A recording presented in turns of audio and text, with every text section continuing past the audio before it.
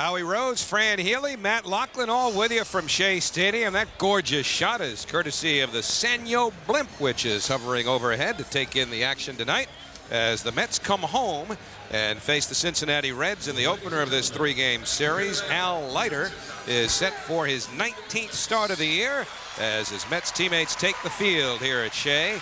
And the starting lineup and batting order for the struggling Cincinnati Reds. They just had a homestand in which they won just 1 of 8 games. They also lost Ken Griffey for the year with an injury. And so this lineup, brought to you by Ford, features the red-hot D'Angelo Jimenez leading off at second, followed by Juan Castro at short. Jose Guillen having a great year in right. Cleanup batter is the first baseman Adam Dunn, and then you've got Aaron Boone, Ruben Mateo, Brandon Larson, Jason LaRue, and Danny Graves to do the pitching for Cincinnati tonight against Al Leiter and the Mets, Fran. So Al Leiter pitched well in his last outing against the Atlanta Braves. And of course, the Mets went on to lose that ball game, but there are his numbers for this season. Opponents batting .284 against Al Leiter. Al has started 18 ball games, and as we mentioned in the pre-game show and the top of the show here, Al's lost around 14 or 15 pounds. It looks like he's in real good shape, and he has that rubber arm he can throw all day once he builds up the strength. So Al Leiter behind him tonight defensively, it shapes up with that defense right there. Phillips, McEwen, Reyes, and Wigginton in the infield. Floyd, Duncan, Cedeno left to right in the outfield. Wilson behind the plate. 46th start in right field this season for Roger Cedeno. So our defensive spotlight is on Roger Cedeno, and our defense is brought to you by New York Lottery. And tonight's Mets game is available in SAP with our pals Juan Alicea and Billy Baroa. That is Juan on the left and Billy on the right. Have a good game, gentlemen. You hear Bruce Springsteen in the background as Al Leiter warms up here at Shea Stadium. What would they have played if that whole fad, as it's become now, was in vogue when you were playing? You came up to the plate, you had to have a song that represented you. What would it be? Lady in Red. Just change the mood. Well, that attracted a big crowd on Ladies' Day, which is a whole other story because they don't have Ladies' Day anymore. Remember that? It used to be Saturday afternoons. They get in for 50 cents. That's all over with now. Yeah. And D'Angelo Jimenez, tell you what, he's been the red-hot Cincinnati player in red, even though, of course, the Cincinnati Reds wear black nowadays. But D'Angelo Jimenez takes a strike from Leiter. Now, here's a guy whose work ethic was questioned in 3 different organizations. The Yankees, the Padres, the White Sox. Fouled away. They all let him go. So it's 0-2 now on Jimenez. But since he came to Cincinnati, it's been tough to get him out. He's on a 14-game hitting streak, and Bob Boone is thrilled with what he's seen. I don't blame him, but you mentioned the work ethic. If one team gives up on you for your work ethic, usually you go out and turn that around. That's easy to change. It's hitting the curveball that's tough. Well, Leiter misses outside 1-2. As you look at Juan Castro on deck. White Sox let Jimenez go after they picked up Carl Everett and Robbie Alomar. There's that cutter from Leiter that comes in on the hands. So it's a ball and 2 strikes on Jimenez. 14-game hitting streak. 7 for 24 from the right side. Barry Larkin getting the night off. He's got a cranky hamstring. But don't count him out of this one. We'll see in the batter's box as a pinch hitter, perhaps. Pinch hit last night. And the fastball up and in, so that evens the count on Jimenez. 2 balls and 2 strikes. Seemed like 100 years ago when it was rumored that Barry Larkin was going to be a Met. Remember that just a few years ago? We were in Atlanta at the time. 2-2 pitch is a breaking ball, and now the count is full. And the fans in Cincinnati like Barry Larkin. He's been one of their favorite players throughout the history of the Reds. So ownership of the Reds signed him to a new multi-year deal. Now the payoff pitch in the air, foul to the left field side. Wigginton will give chase, but that's well beyond his reach. So still a full count on D'Angelo Jimenez.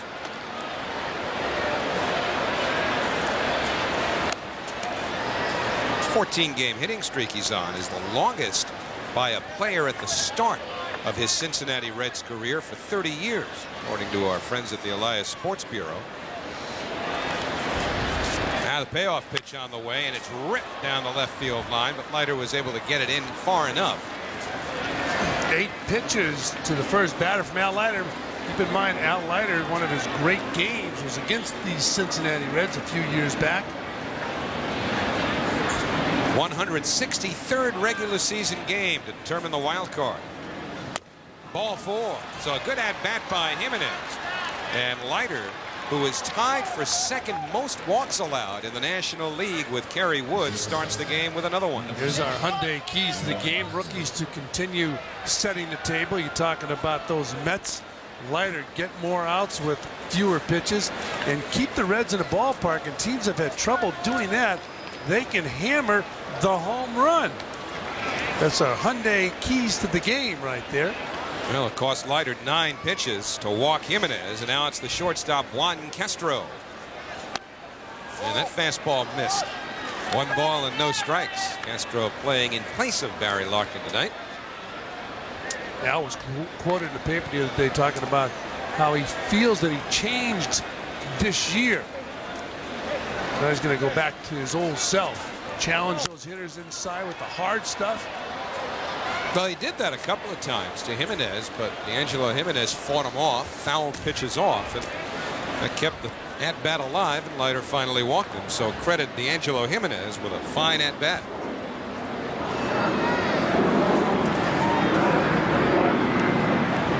Phillips holding. Mets looking for 2 on the infield. They're straight up in the outfield. That's popped up, perhaps playable. Phillips over by the stands. Nice play, Jason Phillips. And then there's 1 out. Well, Jason Phillips still doing a nice job at first base. It doesn't look pretty, but boy, oh boy, has he been effective and exciting to watch.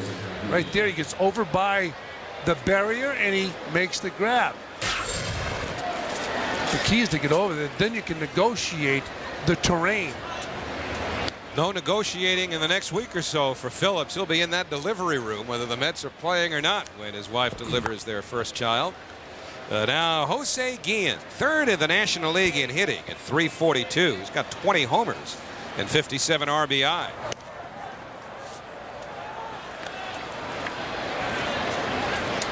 Guillen was actually in the minor leagues at the beginning of the season.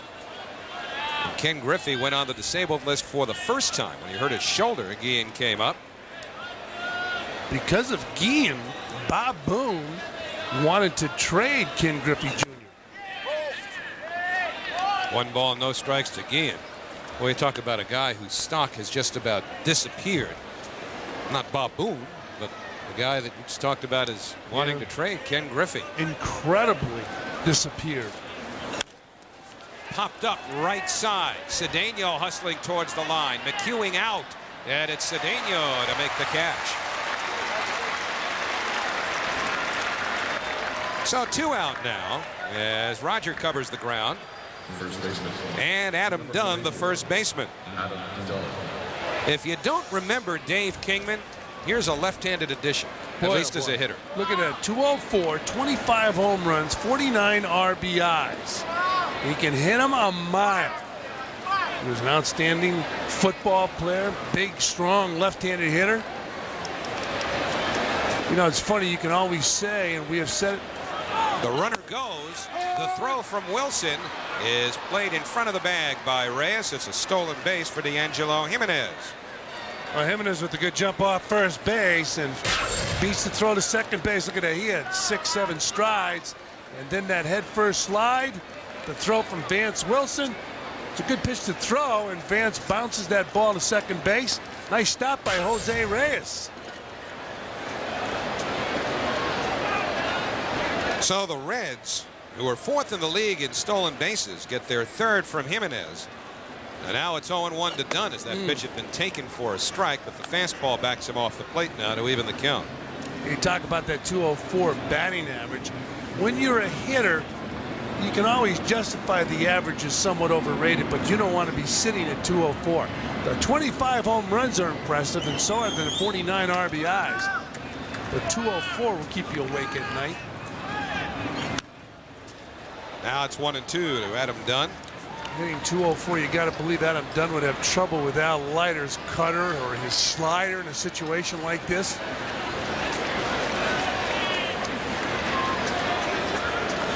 Dunn hit 26 home runs last year in his first full season. Right here, he's got 25. But behind in the count, 1-2, and Leiter wants to keep tabs on Jimenez.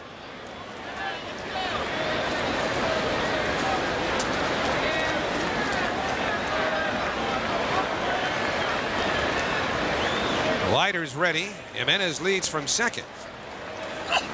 And the fastball missed upstairs. So 2-2 on Leiter, who needed 9 pitches before D'Angelo Jimenez drew a leadoff walk. Then it took him just 5 pitches to get through the next 2 hitters. But he's battling with Dunn here, 2-2 with 2 outs. Just missed, and you could tell Leiter wanted that. I don't blame him. And Dunn was just hoping. Let's take a look at it again from our center field camera. Wow. Does it get the plate? Nope. Not you don't think so? I didn't think so from up high. Looked better from center field, but from upstairs it looked like it was off the plate a bit. You don't mind if I disagree, do you? Do I ever? Do I have a choice? You got to argue that call. It's a payoff pitch. Deep to center. Duncan on the run. Warning track at the wall. He makes the catch. He ran a long way for that ball. Plays a shallow center field and made it look easy. They said you got to get to it to make the adjustment. He did. Reds don't score. Mets are coming up. The man's got a right to protect his property and his life, and we ain't letting no rancher or his lawman take either.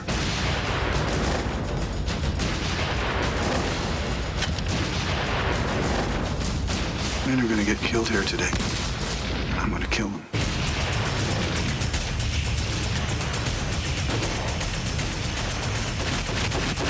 You the one killed our friend? That's right. Open Range, directed by Kevin Costner. Rated R. Starts August 15th. MSG delivers New York sports opinions on Angles. Al Trotwood covers the hottest topics in sports from all directions. Watch the opinions fly on Angles, presented by Beck's Beer. Tonight only on MSG Network, the ultimate destination for New York sports fans. Last of the first inning. Al Leiter threw 20 pitches to get out of the top half without the Reds scoring. And now the Mets will see what they can do against Danny Graves. Cliff Floyd will hit 4th. Whether he hits in this inning or not will depend on what those in front of him do. And the leadoff batter, still wearing number 61, will be Jeff Duncan. Floyd is really perspiring for someone that just stood out in left field. Oh, so you're saying he just had nothing to do with anything? And those outfielders, they have an easy job. well, here's Duncan facing Graves. And Danny Graves hits the inside corner to Duncan. We talked about Danny Graves in the open.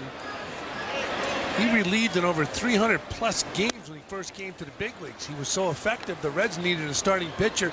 They said, let's try him out as a starter. Well, last year they said he was throwing the ball around 95, 96 miles per hour with a sink to it. This year it's dropped down to about 90 or 91, and he's lost the sink. Here are his numbers. That's Danny Graves. Keep in mind, started his major league career as a very effective reliever. Opponents right now batting .296 against the right-hander. And Duncan rips one into center. So the kid went 0 for 5 last night, which was news because it stopped what was a modest 5-game hitting streak. But the on-base percentage back over 500 now as Duncan leads off with a base hit. A nice swing right here. He puts that ball in play. Ball was very hittable, and Duncan didn't allow it to get by him. So now good speed on the bases. And before the ball game, Duncan and Jose Reyes were practicing the drag bunt. How long has it been since you've seen that? Guy wearing number 7 for the Mets is Jose Reyes. Years ago, a guy number 7 across town. He was the epitome of great drag bunter. Yeah, well, you talk about Mickey Mantle had that great speed. He would bunt with 2 strikes. He told me he would bunt with 2 strikes against a right-hander with an overpowering fastball and pitched up because he had trouble getting around in that high fastball. But it was interesting watching Reyes and Duncan today working on that drag bunt. Only left-handers can drag a ball. Right-handers can bunt for a base hit, but they can't drag it. Ripped by Reyes, but right at Mateo. And Duncan goes back to work as Ruben Mateo puts the first out away. Well, get into your Lincoln, and let's take a ride around defense here at Shea Stadium for the Reds. And there it is right there, brought to you by Lincoln. Dunn, Jimenez, Castro, and Boone in the infield. Brandon Larson first starting left field this season. So we have the microscope on Larson, Mateo, and Guillen. Fill out the rest of the outfield, LaRue behind the plate, and Graves on the mound. That's the Cincinnati Red defense.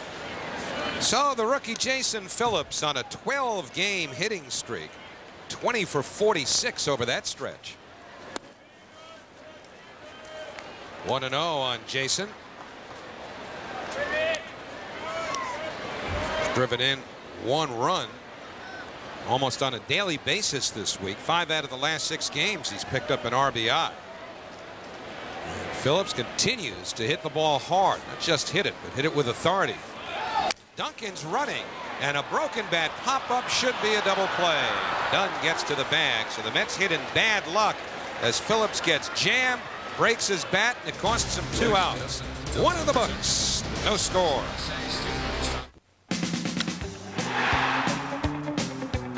Hey kids, come out to Shea on Friday, August 1st for Mets Art Kit Night. See the Mets take on the St. Louis Cardinals. The first 12,000 kids 12 and under attending the 7:10 p.m. game will receive a Mets Art Kit courtesy of MetLife. For your tickets, stop by Shea Stadium or Keyspan Park. Visit a Mets clubhouse shop. Log on to Mets.com or call 718-507-TIXX.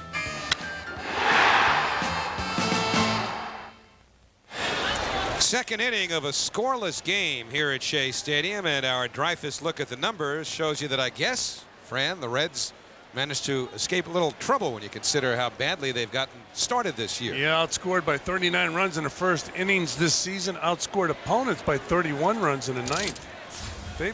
It's an interesting ball club. You see a lot of celebration in the highlights when you watch a Reds game during the course of the first half of this season. A lot of dancing off the field, but then you look at the numbers, and Dreyfus will never lie to you. Reds are 13 games under the 500 mark as all-star Aaron Boone takes strike 2, so it's 0-2 to the manager's kid. Boone on a 9-game hitting streak, during which he's gone 13 out of 37. Boy, the Boone boys have hit some home runs this year. 18 for Aaron, but he goes after the high fastball, and Leiter has his first strikeout. Well, we've seen Al Leiter, when he's his old self, eat up those right-handed hitters with that hard stuff right there, throw it right by Aaron Boone. So when he's healthy, Al Leiter with that rubber arm can do some damage to those hitters. Now it's Ruben Mateo. Mateo, the center fielder. And he takes up and in for a ball. He was promoted from Louisville last week after the All-Star break, and he's hit 300 since then. Second time he's been with the Reds this year. And the cutter down and in this time. And the count 2 balls and no strikes. He was actually designated for assignment in May when Ken Griffey came back from the disabled list after the shoulder injury. 2 balls and a strike, but we were talking about Ken Griffey before. It really is. In a way, it's not good for baseball to lose him because he was such a proficient player, especially really in Seattle, in the old ballpark in Seattle. 2-2 now to Mateo. The thing about Griffey getting hurt this time is that he ruptured a tendon in his leg, and the fans in Cincinnati, oh, that's vintage Leiter getting in on the hands and breaking the bat. Welcome to facing Al Leiter, Ruben Mateo. Look at that. When Leiter is right, he may do that half a dozen times a game, and Tim Foley, the former Met, just doesn't want to get any splitters. Tim Foley brought a smile to his face. That's what you call in the kitchen. And almost knocked him over. Watch the barrel of the bat. Yeah, Leiter does that more than any left-handed pitcher I've ever seen. So now the 2-2 pitch. And the fastball up and in. So Leiter, in vintage form here in the second, strikes out the first two. Now the fans in Cincinnati are so conditioned to seeing Griffey get hurt, they were booing him after this because they didn't think there was anything seriously wrong. Well, he's had nothing but trouble with his legs. Once he get that first injury, it's been downhill for Ken Griffey Jr., and it seems like it's all in the legs, although he also had an operation on his shoulder. That was a ruptured tendon. And that is a bouncing ball single by Brandon Larson. Reds hitter who had been in a huge slump at 4 for 54. So Leiter gives up his first hit. 2-out single, and it brings up the catcher Jason LaRue.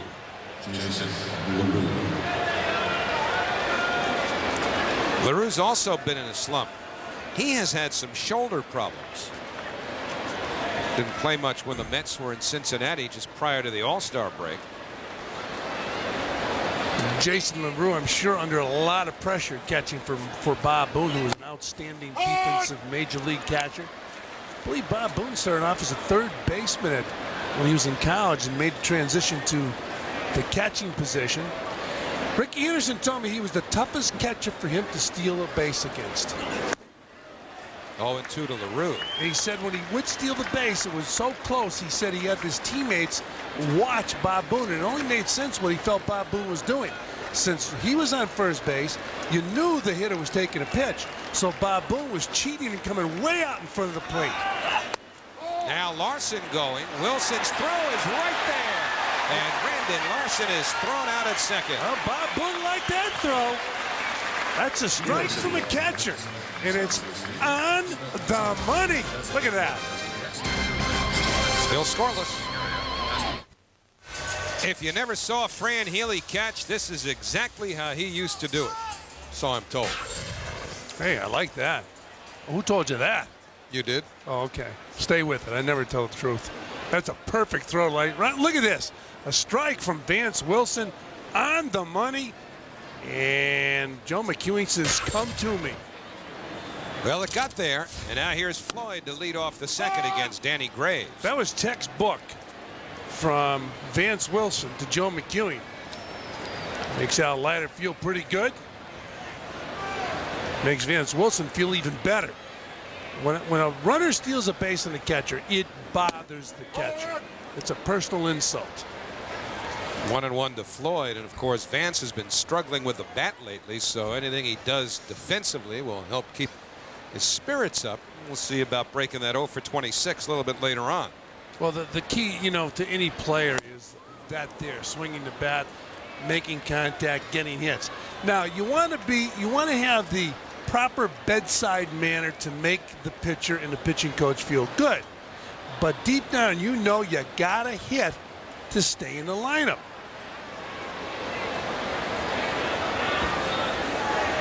One and 2 to Floyd, and he shoots it foul. That'll reach the seats out of play. If you don't hit, you're a real good receiver. Well, occasionally a pitcher with great credentials will be able to get you in the lineup. But you got to be able to produce at the bat. Vance Wilson, once Mike Piazza went down, getting an opportunity to play every day, got off to a good start swinging the bat. He knows, like every catcher knows, that most catchers will be streak hitters because you're in there every day. You get tired. You're not going to tell the manager, I'm tired, I got to come out of the game. Now, there's a man who has mostly good streaks with the bat. And Mike's still hoping to start a rehab in a couple of weeks. Maybe optimistic, though. Well, he's got to be apprehensive also about the whole thing because, in his early 30s now, he comes back. And it's spring training all over again. Well, after 2 days, you know what fans want? Base hits, home runs. Then they start to wonder, geez, I wonder if he's all done. At 22, they say, well, he's rehabbing. At 32, there's question marks. That's hit pretty deep to left field, but Larson's got a beat. And there's one out. 1 out, nobody on. Roger Cedeno coming up. And as long as we're discussing Mike Piazza, let's give you tonight's quote, which is courtesy of Art Howe and brought to you by Tri-State Consumer Auto Insurance. I agree with Art Howe. Get the record. He deserves the opportunity to get that. That's the least I can do for him. I hear people say that he's selfish. And what about, he shouldn't want this record. I challenge anybody that was that close to that record to take themselves and put themselves in another position. Nobody would do that, not even Howie Rose. Well, I'm left-handed. I can't catch. Yes, you can. That's another thing that should be discussed. Roger Cedeno takes ball one. Well, as long as we're on it, go ahead. What was the perceived major drawback to a left-handed catcher? There is just none. the fact that there's a right-handed hitter in the box more often than a left-hander? My feeling is that somebody in 1880 sitting next to his co-author Johnny Walker, they came up with this idea. The third baseman. There's no reason or rhyme why you can't put a left-hander behind the plate. Here's Roger Cedeno's swing, waiting a little bit better on that ball, and those good hitting instructors will tell you, wait as long as you can, be quick. Well, seriously now, all I could figure is Cedeno's going to start measuring his lead. Look at Wigginton in the batter's box now. He's a right-handed hitter. So if most hitters, and they are, hit from the right side, first pitch to Ty is taken just inside for a ball. Is that the theory, that a left-handed thrower would have a little more cumbersome time with a right-handed batter getting the throw off properly? I have never heard a rational theory concerning a left-handed throwing catcher. Now, I've heard that, well, the left-hander's ball has a natural tail. Well, a lot of right-handed catchers throw the ball with a tail to it. Balls will sink when they go to second base. But it's never been rationally explained why somebody cannot get behind the plate as left-hander. I sincerely believe he could. If he grew up as a catcher in high school or college, you could be a major league catcher. 2-0 to Wigginton. This double play ball. Boone to Jimenez and on to Dunn. And for the second consecutive inning, a Met hits into a double play. One by air and this one by ground. And to the end of two here at Shea. No score. The biggest stars are on the best damn sports show, period. Please welcome Samuel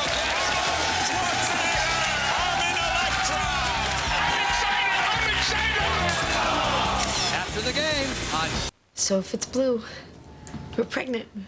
Yep. No, you need to. I can't, honey. No, sir, Please, please. Really? Yes. Okay.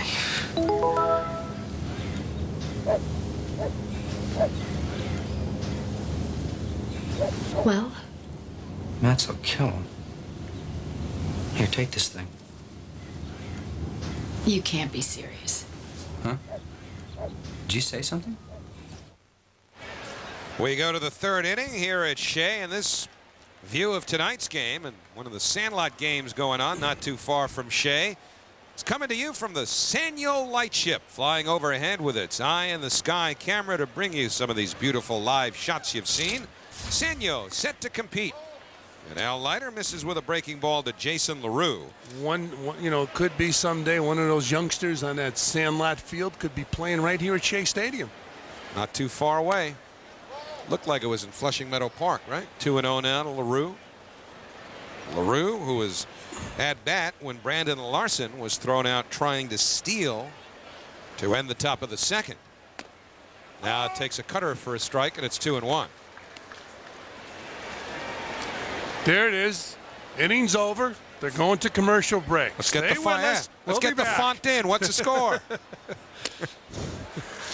2-2 on LaRue. We talk about left-handed catches. There were some experiments in the major league level. Dale Long, who played for the Pirates, at one time got behind the plate. Squires with the Chicago White Sox. Mike Squires was the last I remember. He got behind the plate, and as I mentioned, there is no intelligent reason why a left-hander cannot get behind the plate. It's just that it's been in a baseball rule, you got to be right-handed. So a full count now to LaRue. It's right on the other side of the Grand Central. So I don't believe that's the Flushing Meadow Park side either. They're in commercial break. They'll be back in a moment. Nice shot, though.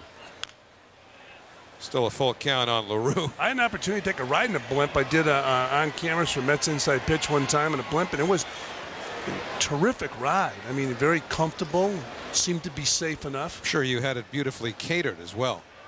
The food was good. Movie was terrific. Little looper over second, and it's a base hit for LaRue to lead off the Cincinnati third. So the Reds with their second hit, technically their second consecutive hit. Well, Al Leiter once again beats a hitter, but the hitter muscles the ball into the outfield. That to me is frustrating for a pitcher. You see the action on that ball, the spin amazing. on that ball when it hit the turf? Yeah. That shows you how in on the hands that pitch was. Al Leiter just ate him up, and he lost the thing. He lost the battle, yet made a good pitch. Graves trying to sacrifice with a poor bunt. Nice grab, though, and about the 8th row behind the dugout. 0-1 to Graves, and he's going to have a personal audience with third base coach Tim Foley, who Fran once upon a time was the first pick in the nation by the Mets. They drafted Tim Foley with a first overall pick in 1968. And you know who the most disappointed guy in the country was when the Mets drafted Foley? Bobby Valentine, who of course was also a high pick that year. He was hoping to go to his hometown team. Instead, the Dodgers took him. Ironically enough, because that would prove to be his eventual father-in-law's hometown team. Yes. The Dodgers, Ralph Branca.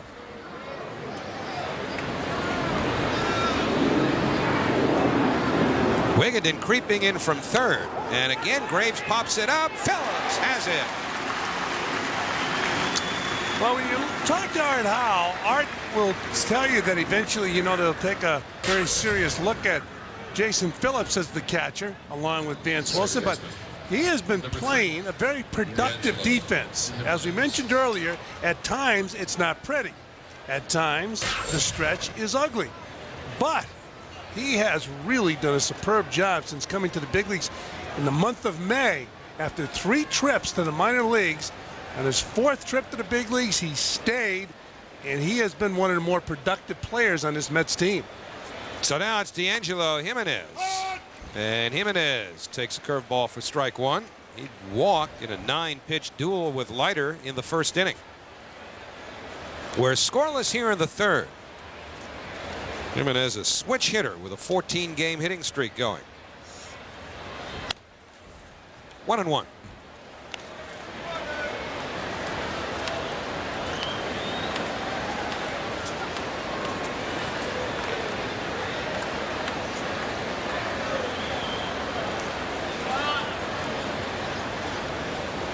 Not much of a lead for the slow LaRue at first base. The only way he's going anywhere is if Bob Boone puts the hit and run on. And now Leiter wanted to throw over and see if anything might be in the works.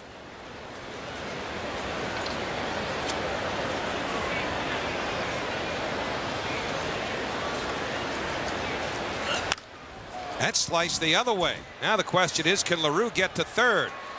He stumbles. And Cedeno's throw can't be fielded by Reyes and gets all the way through to Wigginton, but holding it first with a single is Jimenez, who now has a 15-game hitting streak. And once again, a hitter muscling the ball the other way against Al Leiter. Al Leiter made not a bad pitch right there. And you see the looping fly ball into right field. Nice shot from our camera, high above the third base dugout. So now runners on first and third. Jimenez keeping that batting streak alive. He stole a base his first time up. That's why that uniform shirt is so dirty. And now Juan Castro, who fouled out. So the first big threat of the game. Runners at the corners, 1 out. And Castro lays off 1-0.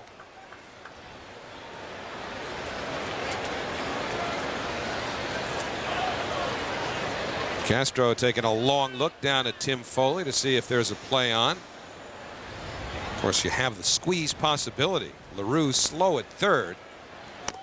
And a strike. Castro 1-1. Also the chance that Jimenez could be in motion from first. And the question is, would Vance Wilson throw through? You would think so, because LaRue is slow at third. And that's not simply because he's the catcher, but it's a fact. And the key here is because Vance Wilson has a good, strong throwing arm, so you would have a shot at getting LaRue at home plate. And that's popped up to the right side. So Leiter's got a big out here as Phillips squeezes it. And for the second time, Castro has popped weakly to the right side. So now 2 men away, and as Jose Guillen strolls to the plate, he is right among the league leaders. Brought to you by Mercedes-Benz. Visit your tri-state Mercedes-Benz dealer today. And there are their Mercedes League leaders. You see Guillen at 341. Pujols having an outstanding season. You think Kansas City Royals flinch every time they see that name? He grew up in Kansas City. Pujols did. So now Guillen. And again, Jimenez back. And again, you're going to see Vance Wilson throw through. I think they're going to give Guillen a chance to swing that bat since he began the day ranked third in the National League in the batting race. The on-deck hitter is a left-handed batter, Adam Dunn.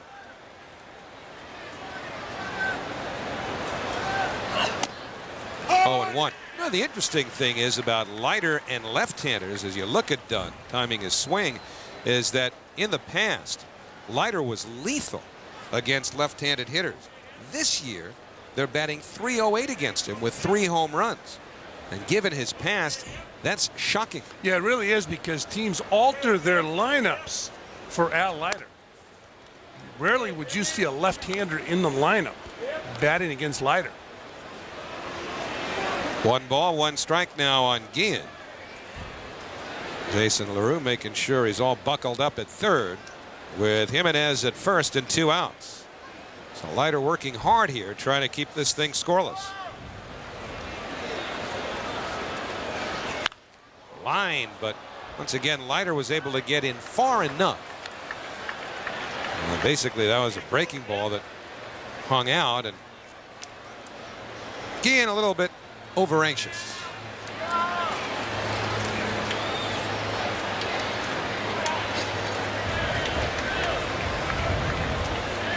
So Leiter ahead 1-2 now.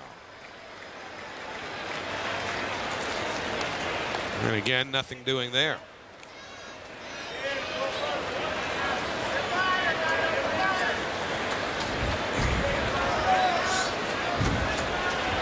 Leiter trying to even his career record against the Reds in this game. He's 6-7 against them lifetime, including that memorable shutout in '99. 1-2 pitch, and it's upstairs. That was when Jack McKeon managed the Reds and Bobby Valentine managed the Mets, and it was 1 game to see who got the wild card. And the Mets and Leiter won it 5-0 in Cincinnati.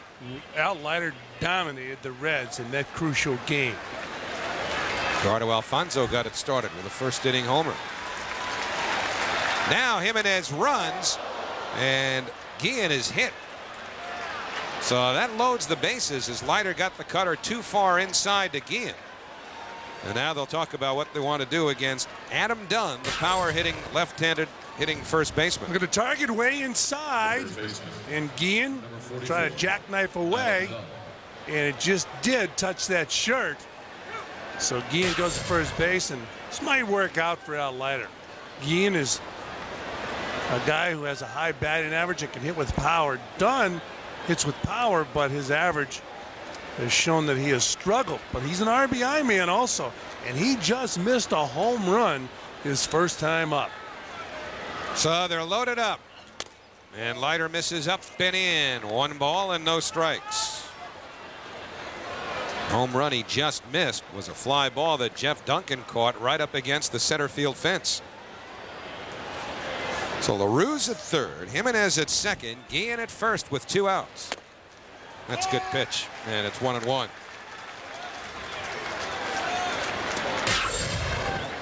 And that last pitch to Dunn, that's a nasty pitch.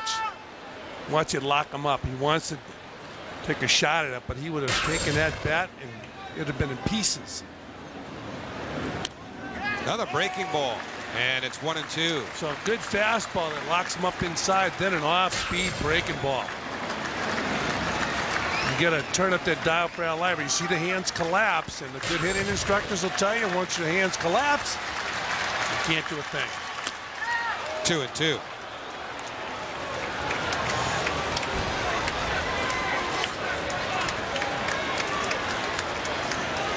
So the pitch count rising, to borrow a Bruce Springsteen song. Saw him in concert.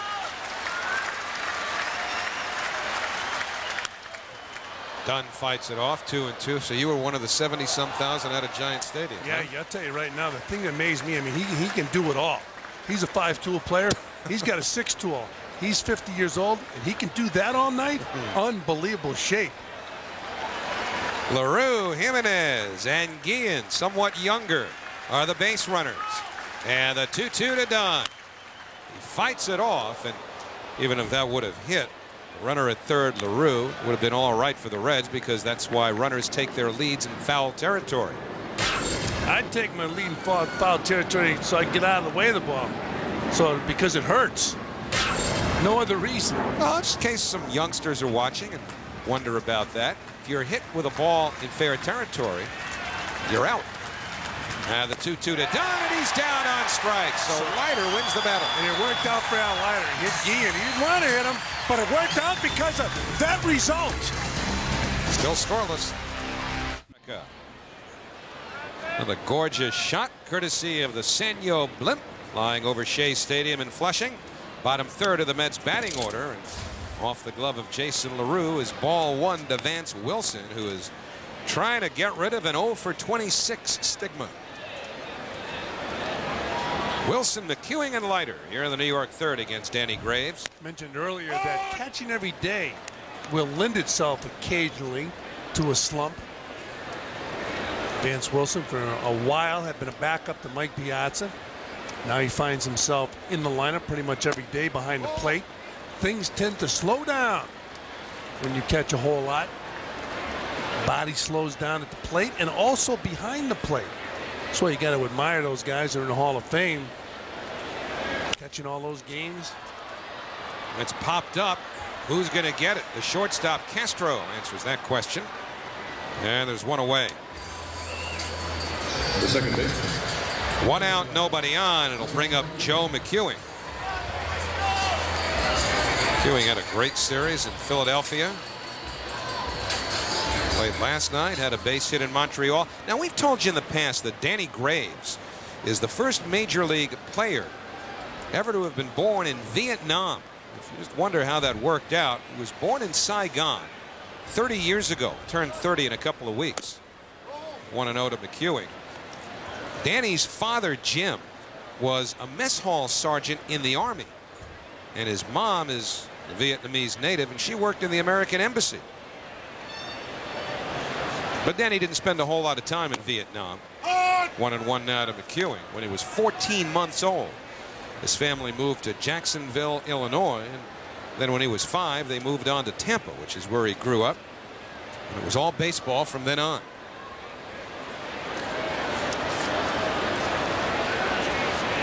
1-1 to McEwing, and that's ripped but foul.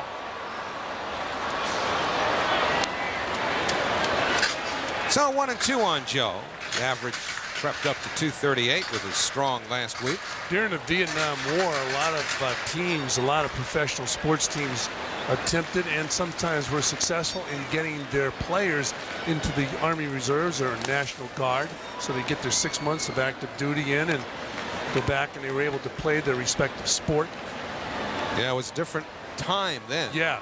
And how did it affect the Mets? Well, it had nothing to do with whether or not they taped the knob of their bats, but I remember Buddy Harrelson, Nolan Ryan. Foul ball, still 2-2. They would miss chunks of time during the season because of their military obligations. In fact, when Tom Seaver pitched his near-perfect game against the Cubs on July 9th of 1969, Buddy Harrelson was rooting his roommate on from a little tavern in upstate New York where he had been serving in the National Guard. That's the National Guard for you. Hey, I was in the National Guard. I know what I'm talking about. You speak firsthand? My summer camp was on Cape Cod. 2 weeks on Cape Cod. I look forward to it. Buddy used to talk. Buddy used to talk about sitting in there watching that game, just yelling to anybody who might see him that, hey, he's my pal. And Joe McEwing has himself an extra base hit. Somewhere, somebody down there is yelling, that's my roomie, McEwing. Just as Buddy was yelling the same thing about Seaver that night. That's right. Tom Seaver spent his time in the Marines. I believe he spent the 1 year in the Marines, and he was in the reserves. But Joe McEwing isn't in the reserves. He hits that ball right down the third baseline. Here's a great shot from that camera angle. Is it fair? That camera will tell you, yes, it is. It went over the base, fair. Once it goes over that base, keep on running. So now Leiter looking for his first base hit of the year. Be a pretty good time for it because it would give the Mets the lead in all probability, assuming they can get the queuing in from second. 1-0 to Leiter. So the Reds will properly shorten up in the outfield. Aaron Boone on the grass at third as Leiter a little late with that swing, and it's 1-1.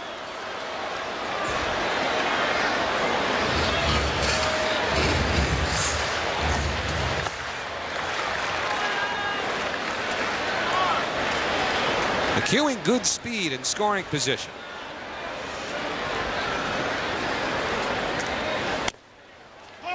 One and two on Leiter. Larry Vanover is the home plate ump tonight, calling the balls and strikes.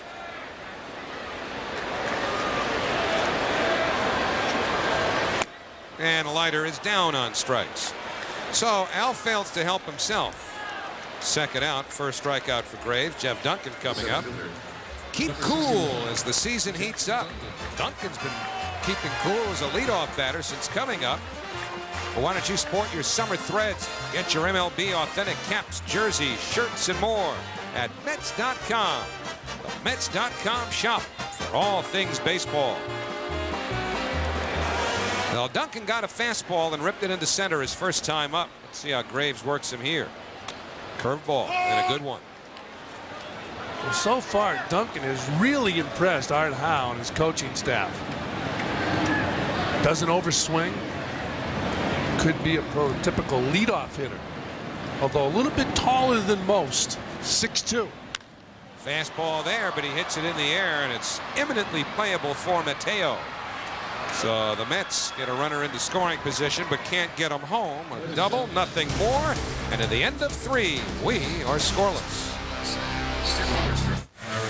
We head to the 4th inning. Gilbert the Duck on hand to provide our Aflac trivia questions. So there are 4 players in Major League history with over 700 career 2-base hits. Think about that while the new professor, Fran Healy, provides the play-by-play. All right, Howie, as Aaron Boone pops it up, is it playable? Ty Wigginton will just watch it drift into the stands and not play. So it's 0-1 on Aaron Boone, who struck out his first time up.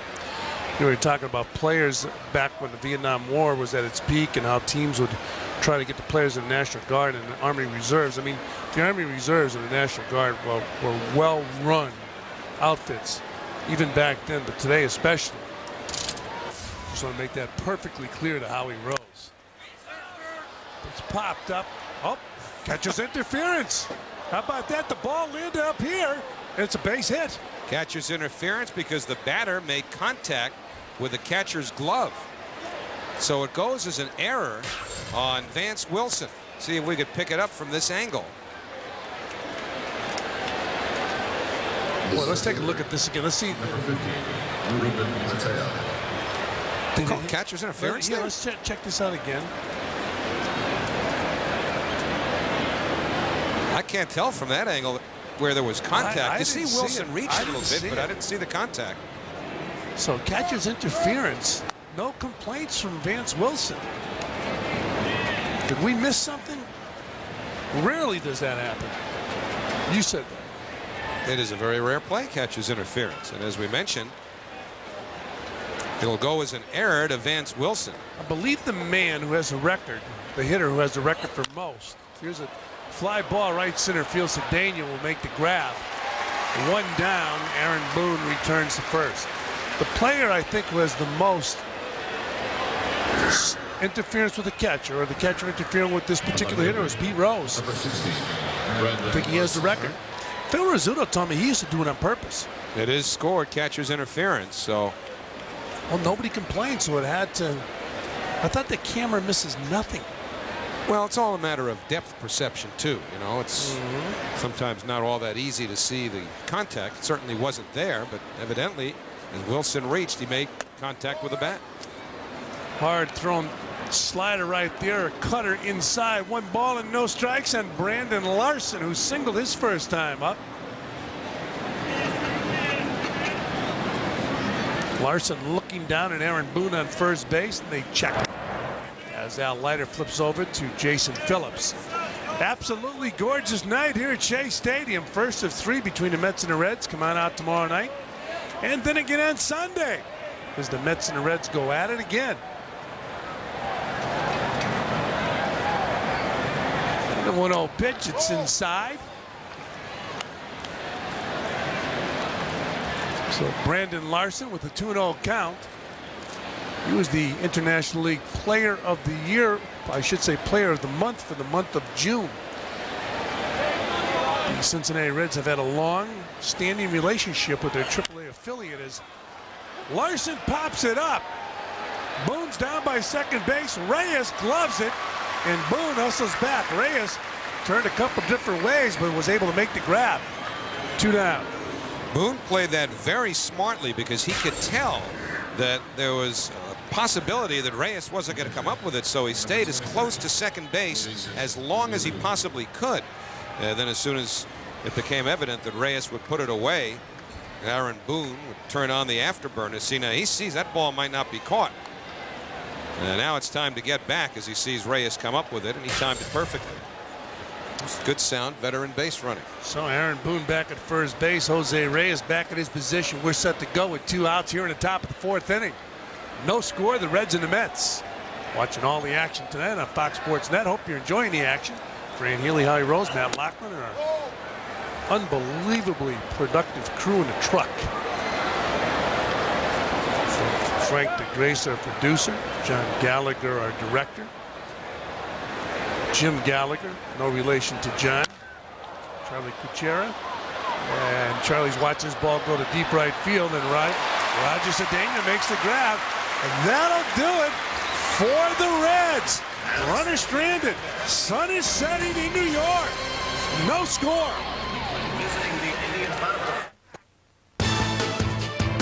Hey kids, come spend your summer nights at Shea. Don't miss Tom Glavine Bobblehead Night on Saturday, July 26th. See the Mets battle the Cincinnati Reds at 7:10 p.m. The first 12,000 kids 12 and under will receive a Tom Glavine bobblehead, courtesy of State Farm Insurance. For your tickets, call 718-507-TIXX or log on to Mets.com.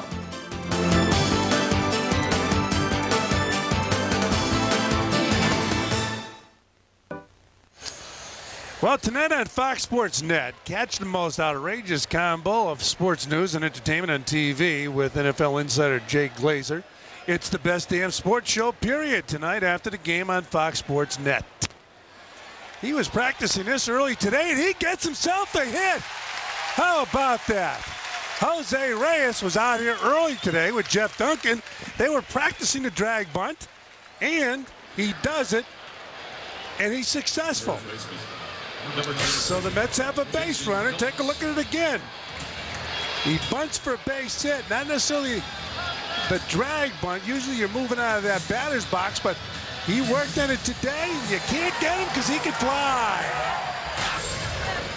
Jose Reyes with a base hit. So the Mets have a base runner here in the 4th inning.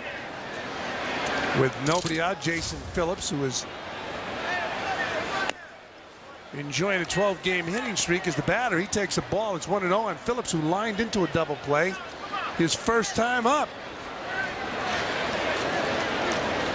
1 ball and no strikes on Jason Phillips.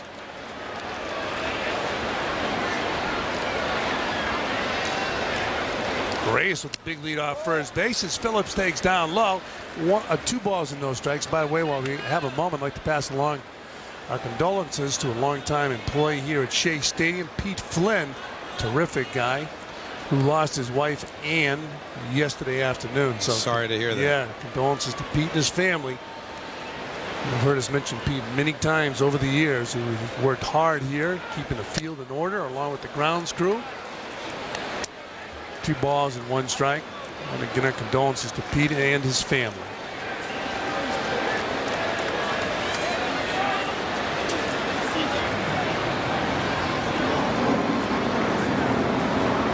Jason Phillips, the 2-1 count as the batter. He'll be followed by Cliff Floyd.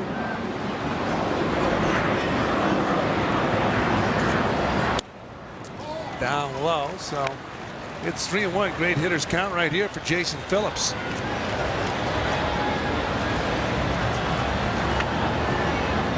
Matt Galante played his youth baseball. We've been showing that Little League field, or the Sandlot field here around Shea Stadium. Matt grew up in Brooklyn. Played Sandlot ball there. And a 3-1 pitch. Bouncing to third. Reyes is on the move, and he's going to go to third. Will he make it? Yes! So Jose Reyes, with that great speed, forces a throwing error, and the Mets have the lead. How about that?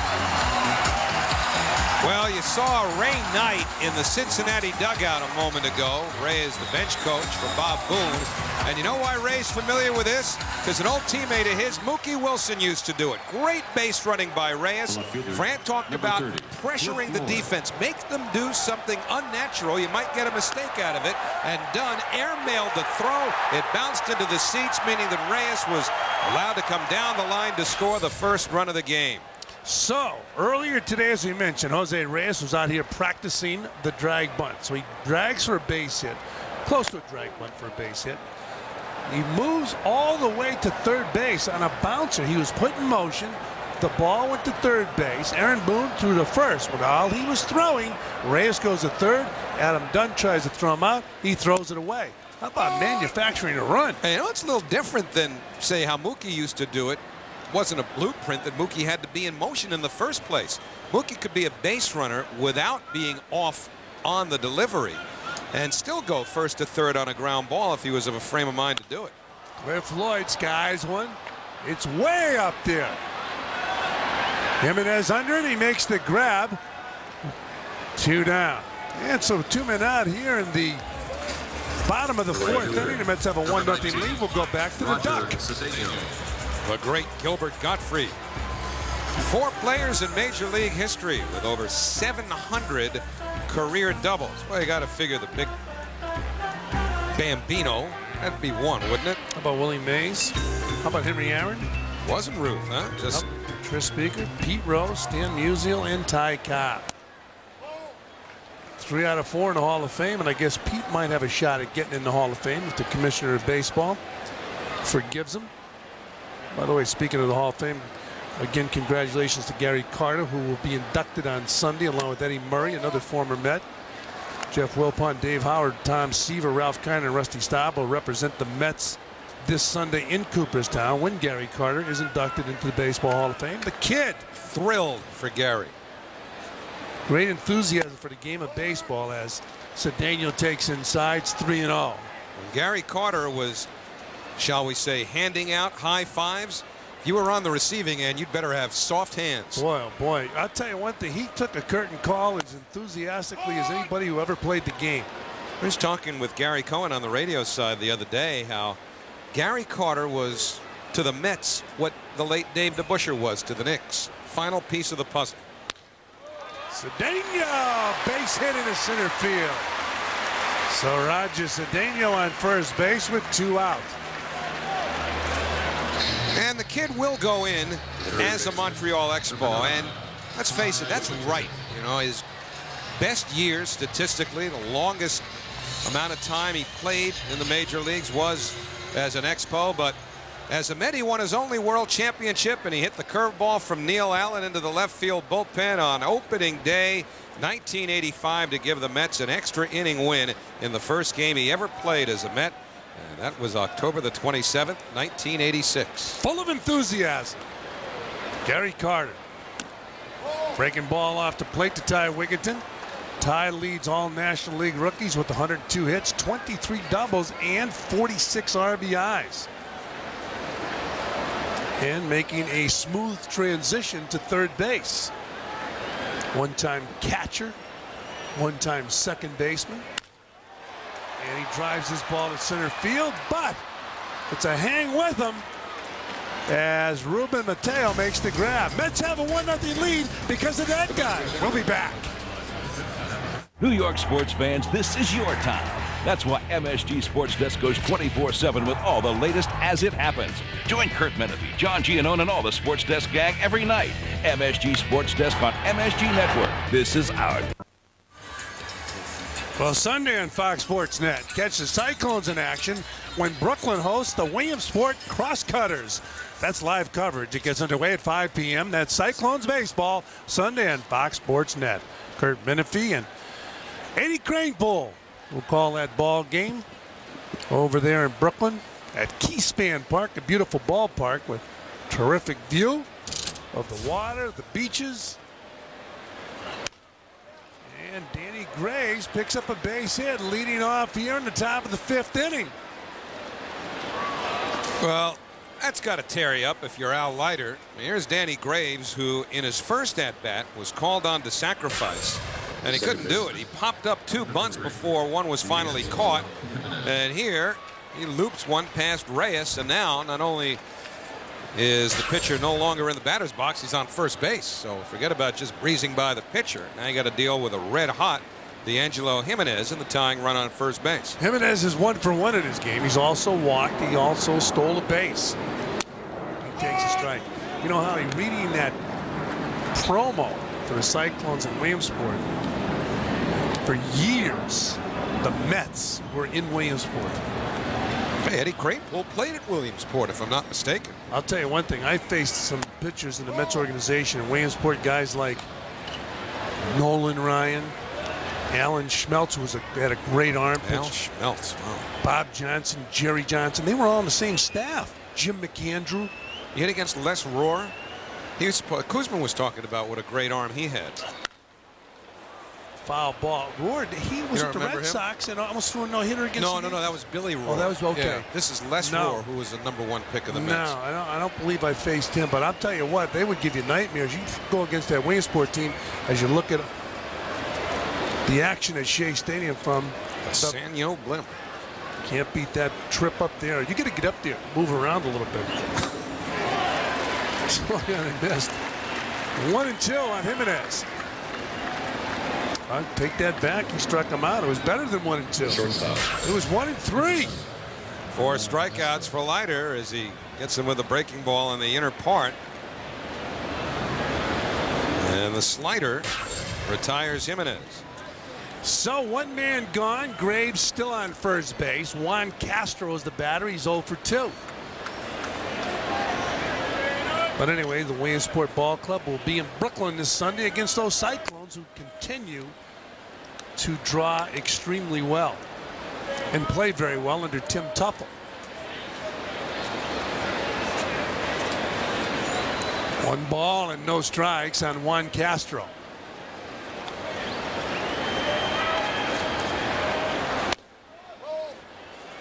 Up high, Vance Wilson goes out to say a couple words in front of home plate to Al Leiter. Speaking of Tim Tuffle, he'll be here at the ballpark at Shea Stadium when they honor Gary Carter next week. Yeah, that'll be fun on Tuesday night. Howard Johnson be on hand. Keith Hernandez will be on hand. 2 balls and no strikes on Juan Castro. Ball 3. So Al Leiter has fallen behind Castro 3-0.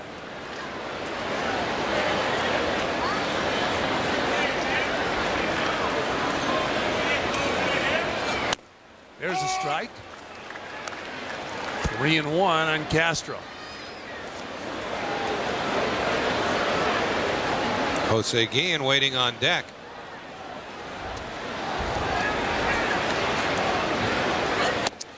Way up high, ball 4. So Al Leiter loses Castro, and the Reds now have runners on first and second with 1 out. The right fielder, number 6, Jose Guillen, one of the better all-around hitters on the Reds, is the batter. Remember last time up, Guillen was hit with a pitch when the Reds had runners at the corners and 2 out. That loaded the bases, but then Leiter was able to strike out Aaron Dunn in what was the most crucial confrontation for Leiter so far. Since then, the Mets have taken a 1-0 lead, but Leiter in trouble again now with 2 on and 1 out. Reds have had 3 chances with runners in scoring position so far without delivering a hit. Al Leiter throws that breaking ball, and Guillen swings right over the top. interesting non-stride by Guillen. Watch that front foot. He hits a bullet foul. Jose Guillen had some fun with the Mets on July 4th at Great American Ballpark. Twice he went deep. Guillen has 20 home runs on the year, and he took John Franco the other way for his second home run of that game. I'll tell you one thing, this guy will never overstride. He doesn't even take his foot off the ground. He just lifts that heel. He gets under this pitch. Hits in left field. Cliff Floyd lost it. And he adjusted well. I wonder he was perspiring early in the game. Holy cow. Well, does that about sum it up? I mean, if you could make what becomes desperation look routine, Cliff Floyd just did it. He's not decoying anybody here. He doesn't know where the ball is. So he looks to see if he's going to get help from Reyes. He realizes he's getting none. And what happens? I'll sit down and make a catch. Help me, help me. Sorry, I got it under control. Just kidding. From our blimp. Now watch Duncan go over. Look where Duncan ends up. From the blimp, he had it all the way. Yes. Senyo Blimp bringing you the action from way above Shea Stadium. It's a great shot. It's 0-1 now on Adam Dunn, who, there's the blimp. Senyo Blimp, we should add. Ball's in play if you hit that, by the way. Now Dunn, his first time up, just missed a home run. His second time up, as Howie mentioned, with the bases loaded, Leiter struck him out. So it's 0-1 on Dunn, who's 0 for 2.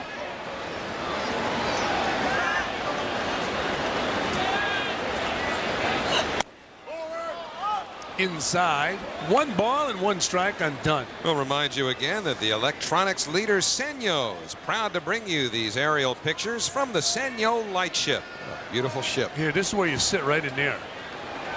Hey, Lindsey Nelson, did he do a game from a blimp somewhere? No, just from the dome. The Astrodome, that's it. There's the strike. I think he did it from the blimp. Did he? And John Gallagher's dad, I believe, produced or directed that game too. Is that right? Produced it, yeah. Jim Gallagher said, "We don't want you in the booth. Just sit up in that blimp and do the game, will you?" Lindsey must have been bad. Well, it's 1-2 on Dunn. Time is called. I mean, you don't get press notes. Look at that baby. Senyo Blimp up there. You don't get press notes or Reese's Pieces up there. Well, you should be. You get them before you get on. And they say, good luck. Out of the strike zone, so the count evens up. 2 balls and 2 strikes. Where the guys at air traffic control have to have their A game on tonight. Over at LaGuardia, they're sending up planes and bringing planes in, and you got the Senyo Blimp up there shooting the game. Pulled to the right side. This should do it for Dunn and the Reds. Leiter pitches out of it. The Mets have a 1-0 lead as we go to the 6th. Manhattan, New York. Greatest city in the world. Up high. Ball 1 to Vance Wilson. People come from all over the world to go downtown Manhattan. Or uptown. Or uptown. What a tourist attraction that Manhattan, New York is. Resilient also. Get hungry at 3 o'clock in the morning. Love it. Go downstairs and you got your pick of places to eat. Absolutely. The best of the best in Midtown Manhattan, all over town.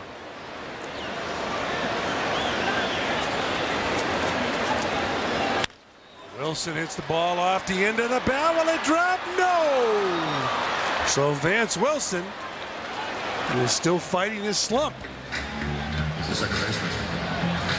That's the difference between being hot and being in a slump. If you're going well, this ball that you don't hit real well, he gets it off the end of the bat, a breaking ball, probably drops in. But when you're 0 for 26, all it becomes is 0 for 27. And he knows it. So Vance Wilson back in the dugout, 1 man gone. Joe McEwing, the batter. McEwen will be followed by Al Leiter. If they get so far, you'll have Jeff Duncan, who's down in the hole. Pinch that down the hole, you think of only one guy. The old redhead. The old redhead. Broadcast the Cincinnati Reds. Right. You know, I have no recollection of Russ Hodges ever having done even an inning for the Mets. But when we were in Cincinnati, they had plaques commemorating all the broadcasters who'd worked for the Reds, and Russ Hodges was one of them. For the Reds, yes. Yeah, for the Reds, yeah, but on his plaque it also said that he'd worked for the Mets. Now, it may be that somebody looked at that and saw New York National League and forgot that it was the Giants and not the Mets, but I don't remember Russ doing anything for the Mets. Very popular announcer with those New York Giants. McEwen, it's a high fly ball left field. This baby should be a can of corn for Brandon Larson, and it is. 2 down.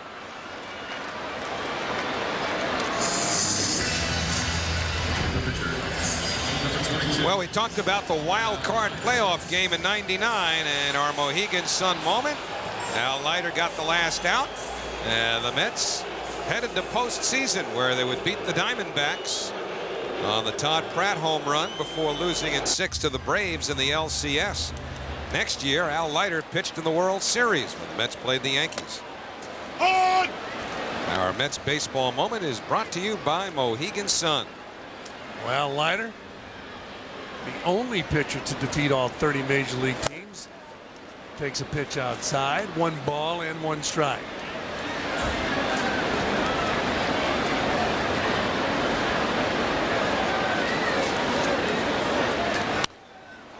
Fouled out of play, so it's 1-2 on Al Leiter.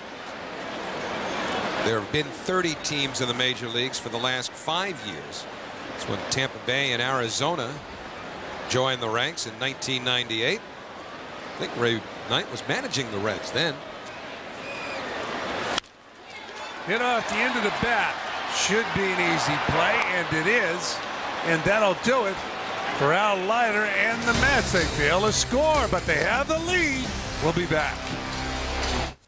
Well, folks, enter the Mike's Hard Lemonade and MSG Network sweepstakes for a chance to win a Mike's Hard Lemonade barbecue grill and a suite for 10 at a Major League Baseball game on August 17th. Simply send a postcard with your full name, address, daytime, phone number, and date of birth to the address on the screen. Enter today. Samuel Blimp working overtime to bring you some action from Shea Stadium in Flushing, New York. I was talking to John Gallagher, who's our director tonight, following a long line of Gallaghers who have directed Mets games. His dad was the director when they sent the late Lindsey Nelson into the Blimp back in 1964, 1965, when the World's Fair was in session adjacent to Shea Stadium, what is now Flushing Meadow Park. And that's when Lindsey called part of the game from the Blimp. Well, they say you're supposed to watch the monitor. I would think that'd be the best. There we go. There's Lindsey. Getting the champagne bath. Ronnie will be here tomorrow. It's Mayor Lindsey pouring the champagne, isn't it? Yes, it is. You're taking it to a new level right there. There's a fly ball to right field. Here comes Cedeno. He makes the grab for round number 1. So Aaron Boone is now 0 for 2. Hey, Mayor Lindsey was one of my heroes because he did not get the snowplows out to Queens in that big snowstorm in February of 1969. We didn't go to school for a week. No, I was voting for him for re-election. My kind of guy.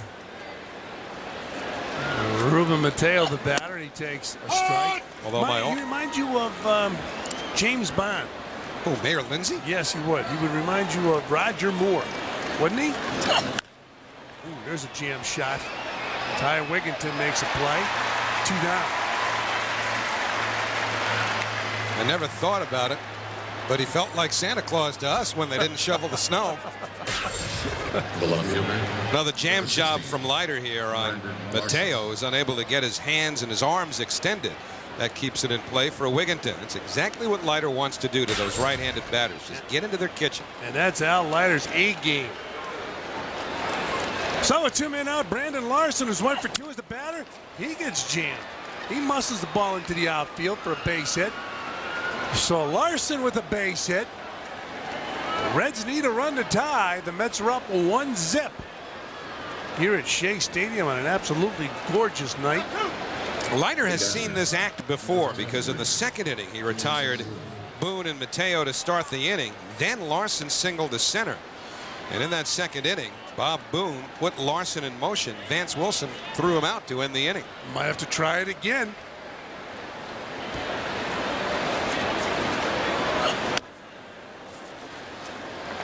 LaRue takes inside. LaRue 1 for 2 in his ball game. I mentioned how the catchers must be under a lot of pressure when you're catching on a ball club managed by a former catcher. Of course, there are a lot of guys that second-guess catchers, and they're not ex-catchers.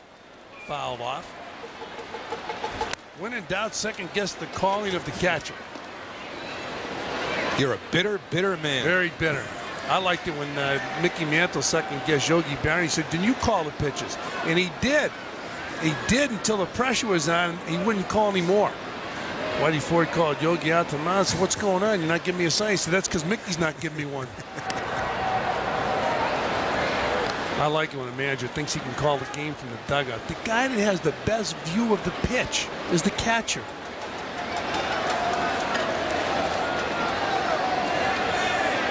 And a 1-1 pitch. Check. Yes, he did. Now the home No, plate he didn't. up, He rang him up. It's 1-2. Larry Vanover said he went around. Decide for yourself. LaRue, oh yeah. That bat's out over the plate. Vance Wilson asked for help but wasn't needed. So it's 1 ball and 2 strikes. Got him! So Leiter strikes out LaRue. Reds strand the runner. It's 1-0 New York, and that's a view from the skybox here at Shea.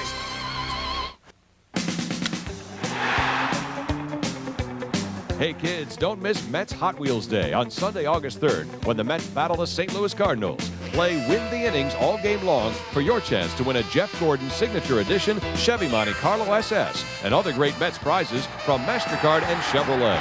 For your tickets, call 718-507-TIXX or log on to Mets.com.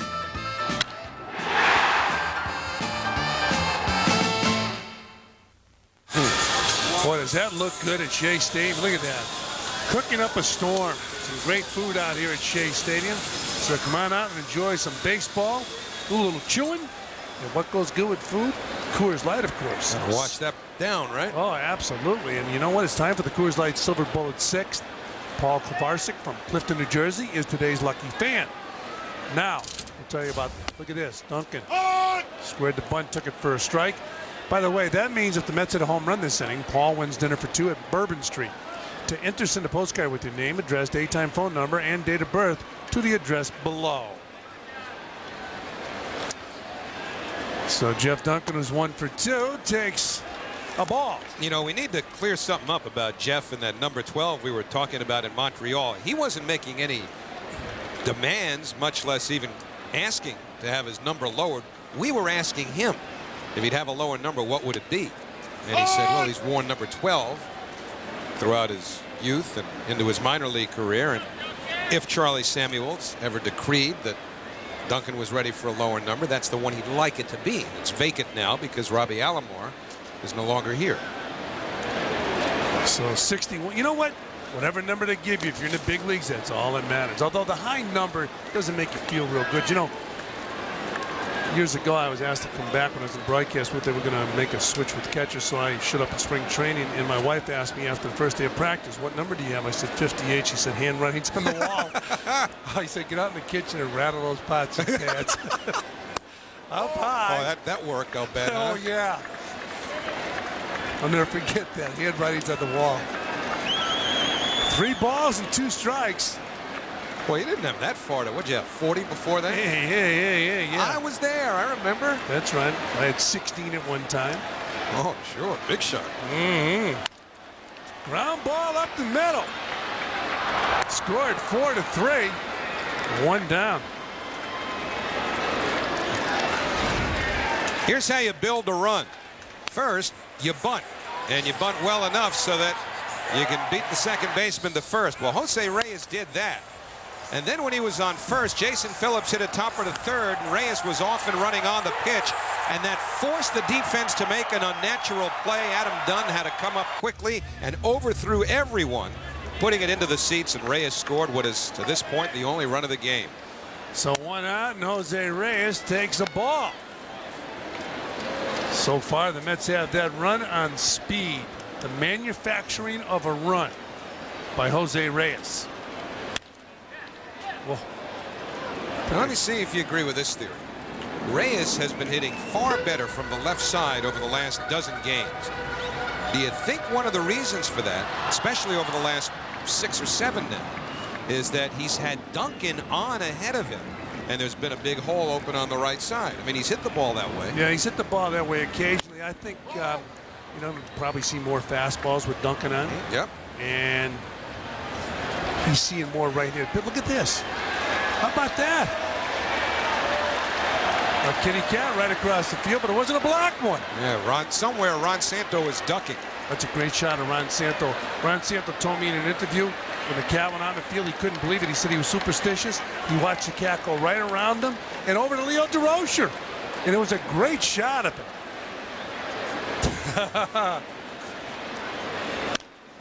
And in the hole. How about that, Howie Rose? That man called it as soon as he said it. Bang, base hit. But you see, there's a difference involved here. There was not anybody on base then. But the point was that with men on, you'd have that hole on the right side. And Reyes does this, just makes contact. Go with the compliment. Take the compliment. It's manufactured, like the run. That's a point. Well taken, Professor. So Jose Reyes is at first base. He makes contact with Adam Dunn going around that base. Adam Dunn's got to get out of his way. That's right. It could have been an obstruction call there. Also could have got hurt running into Adam Dunn. He's huge. Well, Reyes can run. Will he be put in motion as Phillips checks his swing? No balls. I should say 1 ball and no strikes on Jason Phillips. Where's it? Senyo Blimp right now where he need it. I'm sure it's right up there ready to work. There it is. It's a great shot of our diamond here. That's where I used to sit. Until about the 8th inning. And you were down by the dugout. Yeah, not for lack of trying. 1 ball now and no strikes. And Jason Phillips, Jose Reyes on first base, Cliff Floyd on deck.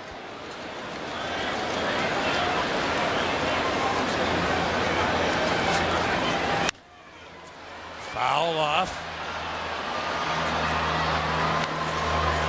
And how did we get to where we are? Well, there it is right there, Howie. Yeah, you saw just a moment ago what Jose Reyes did in terms of his base running, which helped get the only run across. Al Leiter has done the rest with his arm. Roger Cedeno's chipped in a couple of hits off Danny Graves, who's been in all the way for the Reds. One of the building blocks the Mets are hoping to put out there every day is right there, Jose Reyes. They check him at first base. And you can see Reyes as he gets more major league exposure, he becomes more comfortable and more confident. Jim Duquette told us that he thinks that Reyes would beat Duncan in a foot race. It'd be quite a race. Breaking ball right there, swung and a miss. 1 ball and 2 strikes. Good curveball here from Danny Graves, although he left it up in the zone and Phillips missed it. Good because it had the action on it that Graves wanted, but not enough of it. And Phillips swung through a hanger. Phillips 0 for 2 tonight. He's been on fire. He's got that 12-game hitting streak. He takes down low.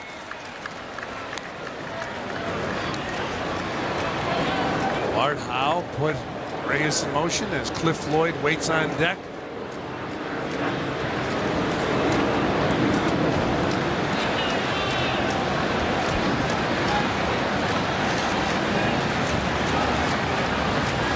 Reyes leaning. Now he goes back. They check him. 6 hits in this ball game for the Mets, 1 run. 5 hits for the Reds, no runs. Leiter throwing the ball extremely well tonight.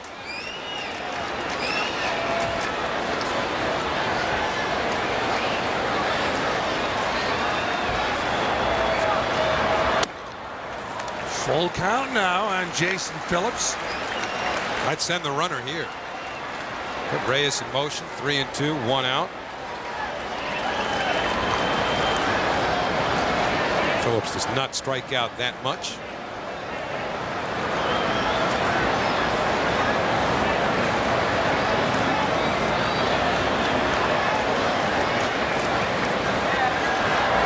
Runner in motion, foul out of play. Well, you saw that catch just a moment, but we've talked about John Gallagher, his dad, Joe Gallagher, and now Jim Gallagher downstairs comes up with a historical perspective on the cat that raced across the field earlier. Watch Santo. Santo looks at him, and look at he watches. He said he was superstitious, and the cat goes over by Leo DeRocher. As if Leo needed any further sign of what was about to happen. Foul off again as the runner Reyes was in motion. That happened on a very well-known night here at Shea Stadium.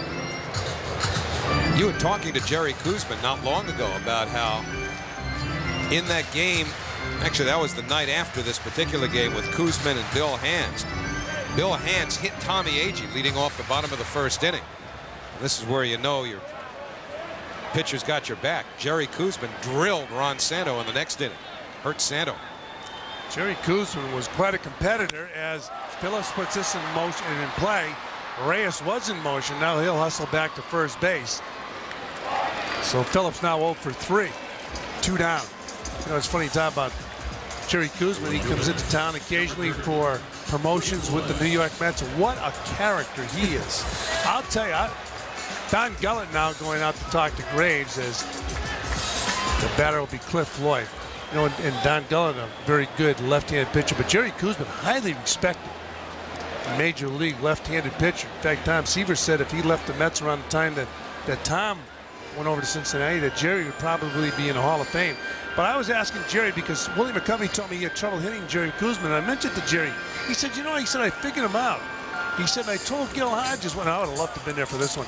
Gil said to him, Jerry, how are you going to pitch Willie McCovey today? He said, well, he said, I got him figured out. He said, I'm going to throw him 2 hanging breaking balls. He's going to hit him 9 miles foul, and I'm going to throw him a slider to get him out. And Gil Hodges said, I don't think that's going to work. I'd have loved to be there to see Gil Hodges' face when he said, and he did it. Well, Coos had most of the answers, certainly during his prime years with the Mets. He is one character. Terrific guy and was an outstanding major league pitcher. 2 outs. Cliff Floyd is the batter. Reyes with the lead off first base. Floyd takes inside. I'm sure that Don Gullett said, look, with one swing of the bat, Cliff Floyd can put 2 runs up on that scoreboard. Pitch him carefully, which most catchers will tell you shouldn't do that. Pitchers like to talk that nonsense. And then Cedeno will come up. He threw it out over the plate, and Floyd pulled it foul. The thing is, Cedeno is 2 for 2 in this game, so that complicates the situation. 1-1 here, and Floyd reaching for a changeup, trying to pull that outside pitch, fouls it off. So we'll see if they give Floyd anything he can drive. It's 1-1 now on Cliff Floyd. We mentioned Cedeno. He's got a couple blows in this game.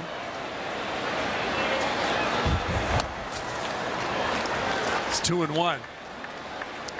But prior to the game, the Cincinnati Reds went in a methodical manner over each and every hitter they were going to face.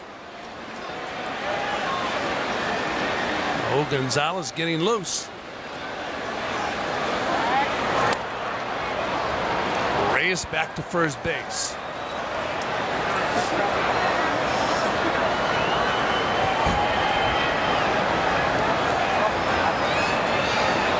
Great speed on first base. Cliff Floyd 0 for 2 is the batter. Mets got in from Montreal about 3 o'clock this morning.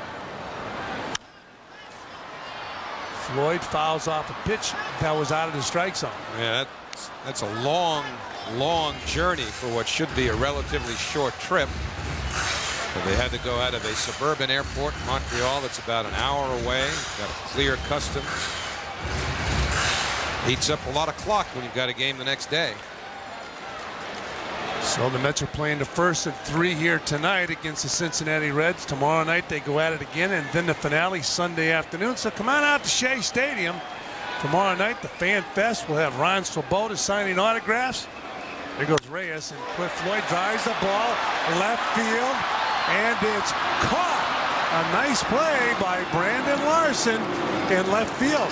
So the Mets strand Reyes. They fail to score, but they have a 1-0 lead as we go to the 7th. The fast-moving New York sports scene is tough to keep pace with. So New York sports fans know the online source for all the latest at its best. Fast, informed, complete. MSGNetwork.com, and it's only from MSG. We go to the 7th. Floyd goes to the clubhouse. Raul Gonzalez is in left field, and back in with the play-by-play, Howie Rose. All right, Fran, so that's why Gonzalez was loosening up. Art Howe wanted Cliff Floyd to get one more plate appearance in. That was the last swing. It was quick. That's quick hands. He drove that ball to deep left field. Meantime, Joe McEwing puts away the pop-up from Danny Graves, the Reds pitcher, allowed to hit for himself, leading off the 7th. It's some tricky camera work. Here's that replay of the ball that Cliff Floyd drives deep to left field. Floyd flirting with an extra base hit, but he just can't run, you know, because he's got the Achilles and he's got the knee, and those injuries have conspired to put the end of his season in jeopardy, meaning the end of the full schedule. Will he have a surgical procedure? Therefore, miss the end of the year, but put him in a position to be 100% by spring training. 1-1 on D'Angelo Jimenez.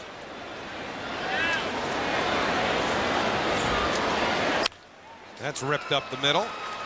And for the Cincinnati Reds, it's their 6th hit of the game and the 2nd for Jimenez. Yeah, Al Leiter obviously didn't like the location of that pitch, that Jimenez could go right back up the middle with it. So the Reds have a leadoff man. No, I should say with one out, they have a base runner. Well, there's a nice view of the Empire State Building. Brought to you by the brilliantly illuminated Senyo light ship, providing our aerial camera all night, and reminding you that for total technology, people look up to Senyo. Tell you, when I was on the blimp, you know, they flew over Manhattan. What a view from the blimp. You felt like you could reach out and touch those great buildings in Manhattan. Knowing you, you did if they were restaurants. Fouled straight back by Castro. That's why I'm called Bubbles. Castro has popped up to the right side twice. Also drawn a walk. Hits are even in this game now, 6 apiece. Defense becomes even more important late in the ball game. Sometimes defense can be overrated, but now it's extremely important. Another jam job, and that's just what Leiter wanted. Easy play for McEwing, and that's the 2nd out. So 2 away, and Jose Guillen coming up. Now watch Jose Guillen, at least as you look at the bullpen.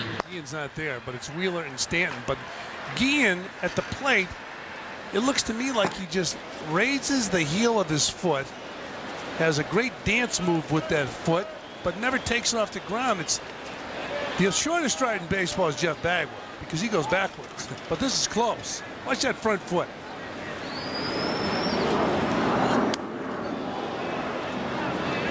I'll keep you from diving in.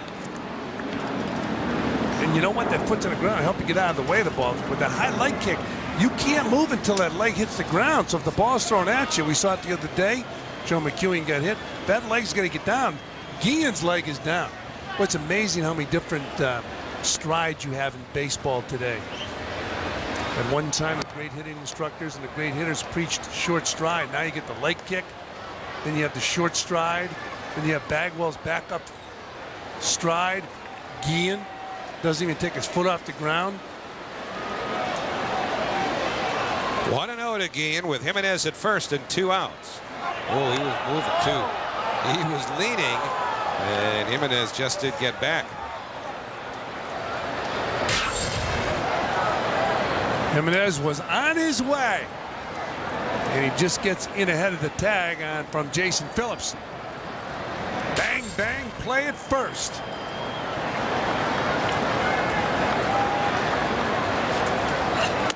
Upstairs, 2-0. Well, you saw the bullpen heating up just a moment ago. Keep in mind that Al Leiter, who has gone through 6 2/3 to this point, has not gone more than 7 innings in any of his last 20 starts. It's been a long time since a Mets pitcher had a streak like that. 2-0 to Guillen, and that's popped up. Will it stay in play? Phillips hopes so. So does Wilson. But they're disappointed. It hits the dugout roof. You can get in that dugout and make a catch. Take a look at Guillen's stride at home plate. Front foot. Look at that. That's all he does. As opposed to the big leg kick. Somebody told him a long time ago, you won't be fooled as much if you have a stride like this.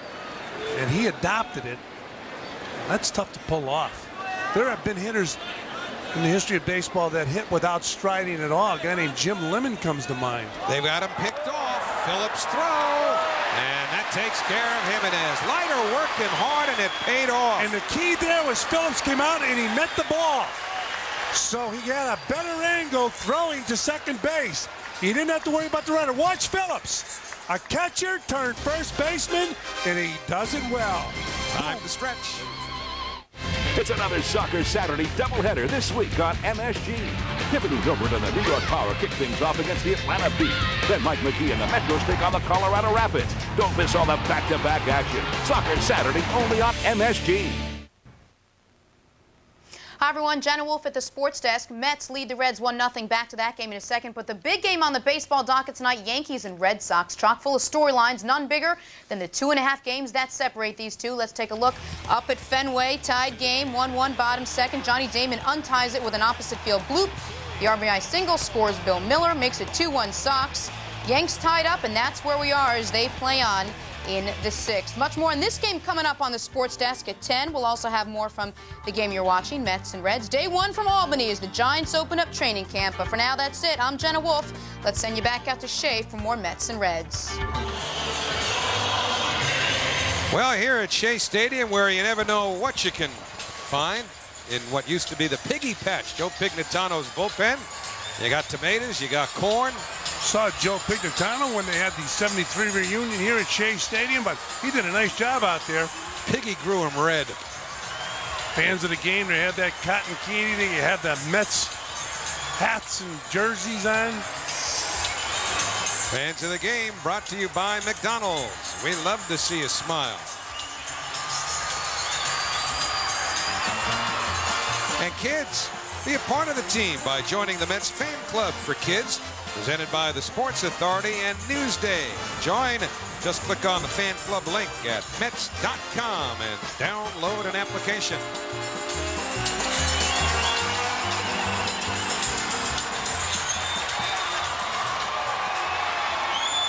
Well, Scott Strickland's on the DL the rest of the year, so you might as well take care of the garden while you take care of the elbow. Reminds me of the days when you were a kid and you would lose a baseball in the high grass. Boy, was that frustrating. That looks like me playing golf. Roger Cedeno takes inside and low from Danny Graves. So the starters still in there, plural. You saw there was action in the bullpen before. Interesting to see if Al Leiter comes out for the 8th inning. Oh, he's throwing the ball so well tonight. I know as a manager, you'd hate to see him come out of the ball game. Nobody throwing at the moment in the Mets pen. He had a relatively quiet inning, last inning. Leiter's thrown 104 pitches to this point as Graves slips the curveball on the outside corner to Cedeno, 1-2. Of course, that's nothing for Al Leiter. The only concern you would have is he was inactive. He was on the DL, and you don't want him to hurt himself. 1-2 to Roger. And a curveball gets away. So Cedeno 2 out of 2 in this game.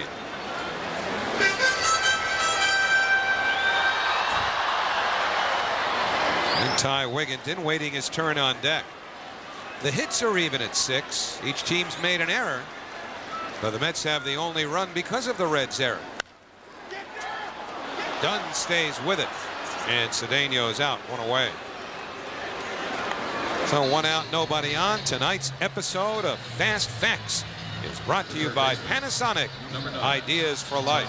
The Mets rookie batters have combined to play 279 games this season, 232 starts, combined for 118 RBIs, tied for second most RBIs in a season for Mets rookies. A record 125 RBIs by Mets in 1977 rookies. So Ty Wigginton certainly has been a positive addition to the Mets lineup. Mets have 5 rookies in the lineup right now, including Jose Reyes, who has 2 hits and has scored the only run. They're both. That left side of the infield, if they can stay healthy, they'll be in good shape there. Third base and shortstop. Whew. Jason Phillips was playing first base, but and he's playing it very well. But you got to believe that the Mets are thinking, you know, he is a catcher. And you have Vance Wilson behind the plate also, who's done a nice job since Mike Piazza has been injured. 0-1 to Wigginton is in the dirt. One of the Mets' best prospects is a catcher, Justin Huber. A-ball. Yep. But of course, it doesn't take you as long today. It doesn't have to. Today they can take that talent out of the minor leagues and get it wet in the big leagues. 1-2 on Wigginton. Yeah, Huber started the year at St. Lucie and has now moved up. He's at Binghamton. And he could, I mean, you could go A, AA, AAA in one summer. Look at Duncan. Came straight from AA. Binghamton. Wigginton has the 7th hit of the ball game for the Mets. Larson gets to it to hold Wigginton to a 1-out single. And with 1 out, that'll bring up Vance Wilson. Wigginton just gets ahead of the bat on the ball. It's a line drive into left center field. Good swing. Talk about short strides and good balance at the plate. Ty Wigginton has it. Well, now we're getting towards the bottom of the order. 1 out. Vance Wilson is the 7th place hitter with Joe McEwing on deck. And right now you start to get the feeling that Al Leiter is going to go back to the mound. Wilson pulls it foul.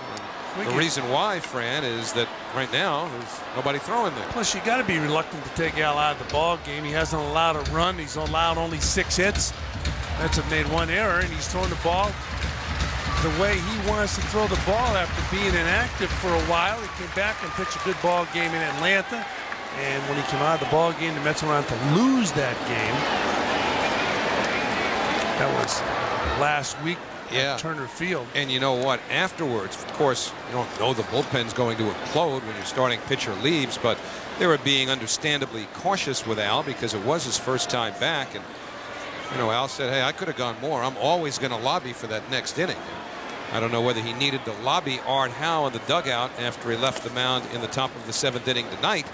But it looks like he is going to at least start the 8th. And you know what? He has not gone more than 7 innings. As we mentioned before, in any of his last 20 starts, and only one pitcher in the history of the Mets had a longer streak of that kind, Ed Lynch, who made 22 straight starts without going more than 7. It was between 83 and 85. Of course, the game is changing so much now that, you know, they go right to the middle reliever or the short man out of the bullpen.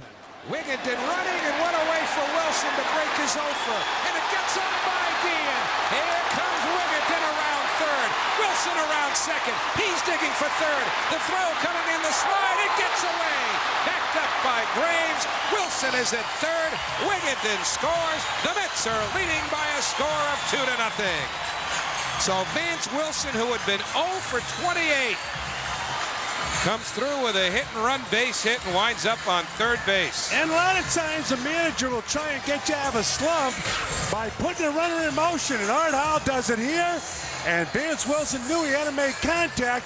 He waited longer because he was going to try to hit the ball that way. And the Mets get a good hop It gets by Guillen, and the Mets pick up a run as Wigginton comes all the way around to score, and Vance Wilson goes to third. So the Mets have a 2-0 lead, and from the blimp, you can see the action. The little guy chasing a little ball in right field. Now Joe McEwing, and watch the squeeze here too. I would think, even though Art Howe does not often employ it, he did it successfully in Philadelphia earlier in the week. We do have the pitcher on deck with 1 out. Now we get some action in the bullpen too, so we don't know yet whether Leiter's going to start the 8th, but let's see if Art Howe gets a little frisky here with another run at third and 1 out. Nope. And McEwing is thrown out by Castro for the 2nd out.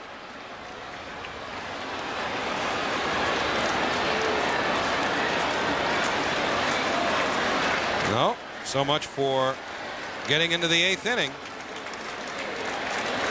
Art Howe wants the insurance run. Yes, that's the point. He wants the insurance run more than he wants to risk Al Leiter going out and starting an inning when he might have to relieve him. So Leiter will leave 6 shutout innings, 104 pitches, and he'll leave ahead at least 2-0. Timo Perez going to hit for him. Free swinging Timo Perez.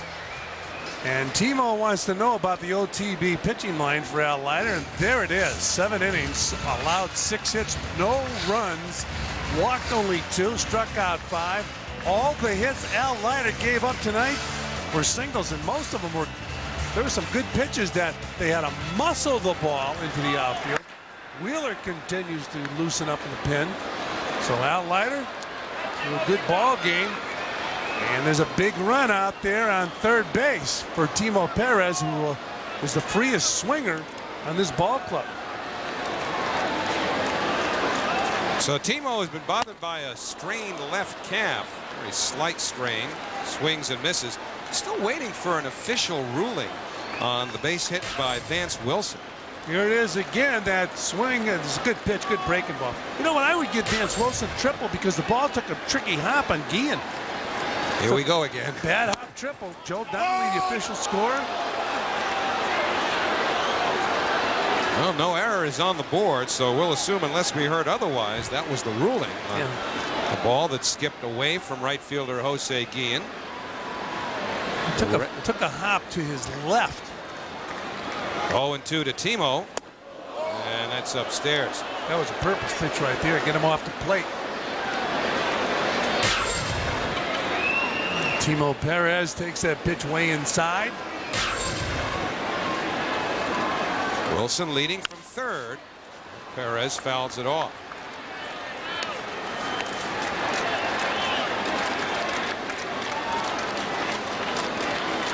So Ty Wigginton helps Al Leiter to a 2-0 lead. Leiter with 7 strong innings, gave up 6 hits, no runs, walked only 2, struck out 5, hit a batter. Timo stays alive. It's 1-2. Timo comes from that school if he can reach and swing at it. He's batting .285. Loves the fastball.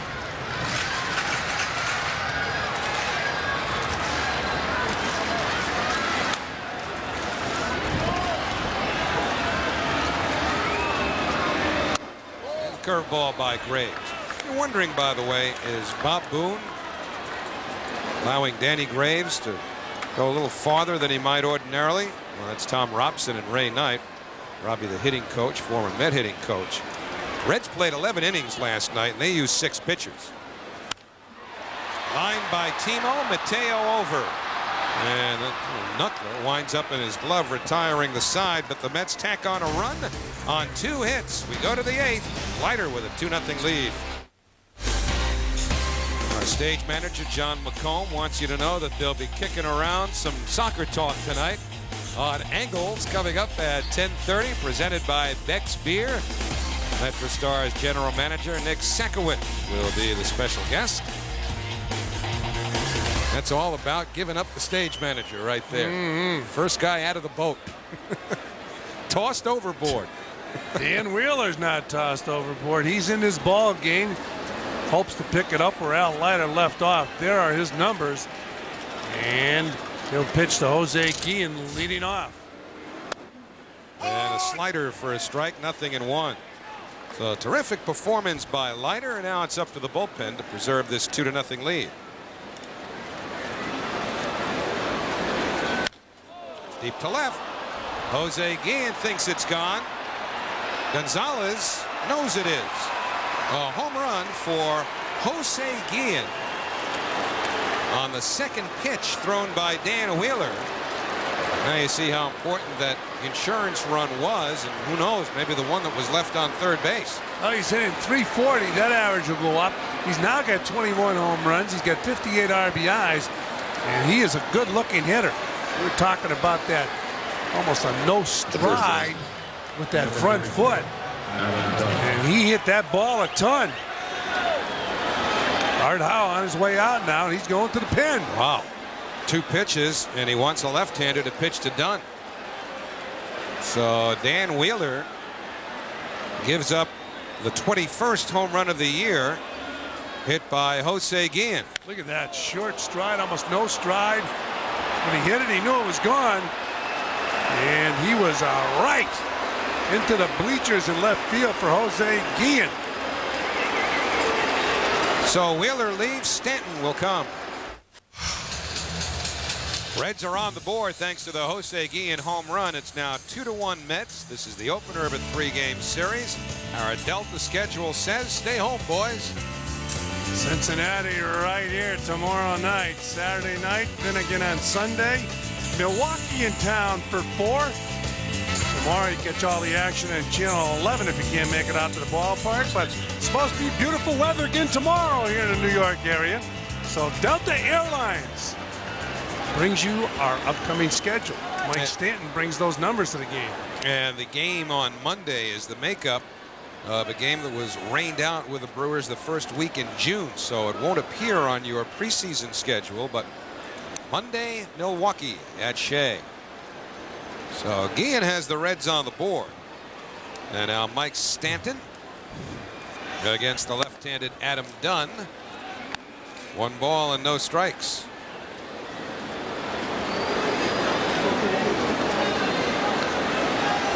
Behind Dunn is Aaron Boone, who is a right-handed hitter. Oh. 2-0 to Dunn, and who knows, maybe this will be a 1-batter assignment for Stanton with right-handed Weathers throwing in the pen right now.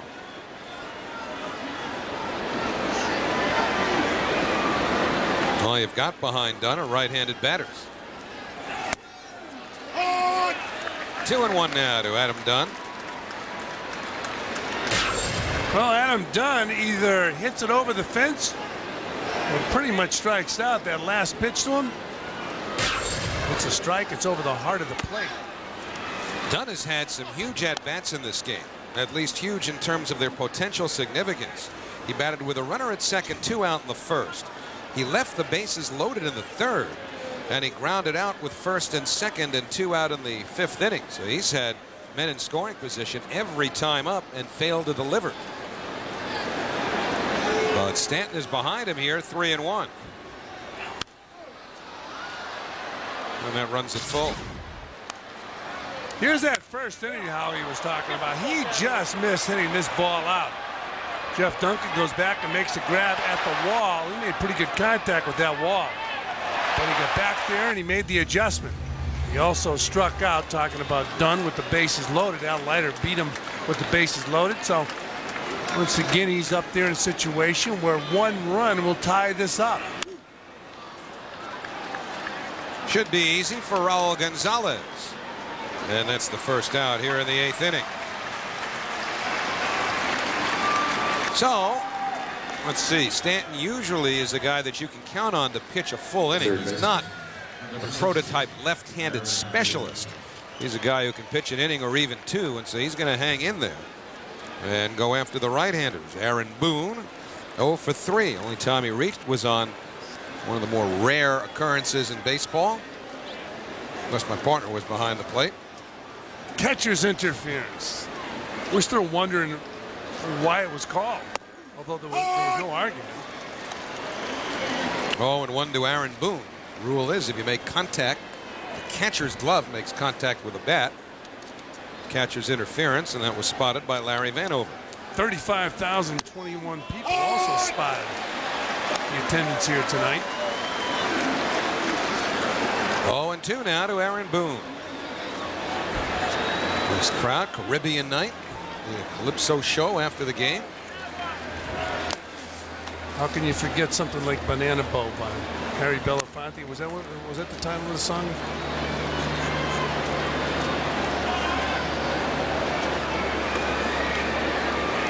Actually, I think the concert's over. It was quick. I've just been told music is over. They performed before the game, and I jumped to a conclusion there. There it is. That's broadcaster's interference. That's it. 2 balls and 2 strikes on Boone. There it is. Yeah, you think I'm kidding, Howie right? wants music, he gets music. Show goes on. That's our McDonald's fan of the game with his Met shirt, Met hat, and rhythm.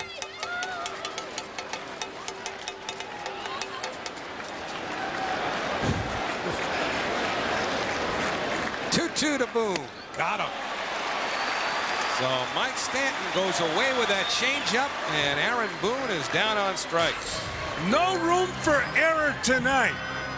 Aaron Boone chasing a bad ball every pitch can mean the game. It's a 1-run ball game.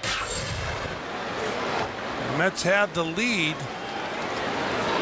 And Art Howe he runs out to that mound at the first sign of a problem because of the 1-run lead. Now Mateo takes a strike. You know, Mike Stanton got roughed up. He took the worst of the assault by the Braves on the Mets last Sunday in that 8th inning. But he came back 2 days later and pitched a very strong inning in 2/3 against the Phillies. Now he's ahead 0-2 on Mateo as he attempts to pick up Dan Wheeler, who threw 2 pitches and had the second one hit out of the yard by Guillen for what is to this point the Reds' only run in a 2-1 New York lead. Well, one thing the Reds have proven is they can hit the home run. If you saw our keys to the game, it's keep the ball in the ballpark. That's one thing they're proficient at, is hitting it out. This one won't go out. In comes Cedeno. Out goes McEwing. Roger makes the catch. Good job by Stanton as he retires all 3. Told you, it's Caribbean night here at Shea, and the Mets lead in the middle of the 8th. Yeah. Hey kids, you'll not want to miss the Mets game on Saturday, August 2nd. It's Build-A-Bear Workshop Day. The first 12,000 kids 12 and under attending the 1:20 p.m. game against the Cardinals will receive an exclusive Shea Bear from Build-A-Bear Workshop. For your tickets, stop by Shea Stadium or Keyspan Park. Visit a Mets clubhouse shop. Log on to Mets.com or call 718-507-TIXX.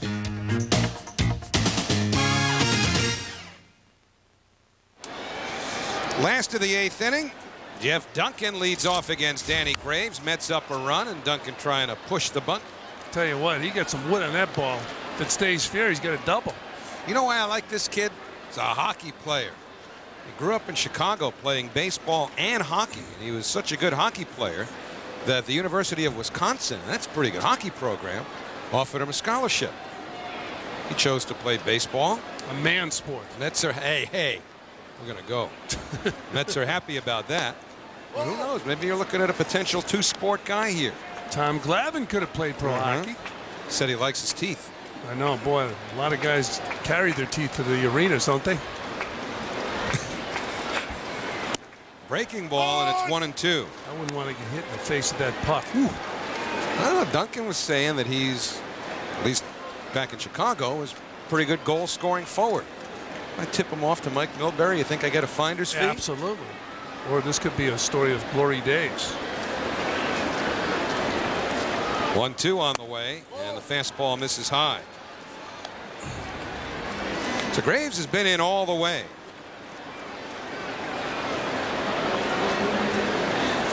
But now there is some support in the Cincinnati bullpen in the person of John Riedling. To the right side. Jimenez throws out Duncan. So Jeff 1 for 4 tonight. Well, the last two sport Major League Baseball player, I guess, was Deion Sanders. Yeah, Jeff's not going to play hockey, by the way. I don't want to mislead anyone.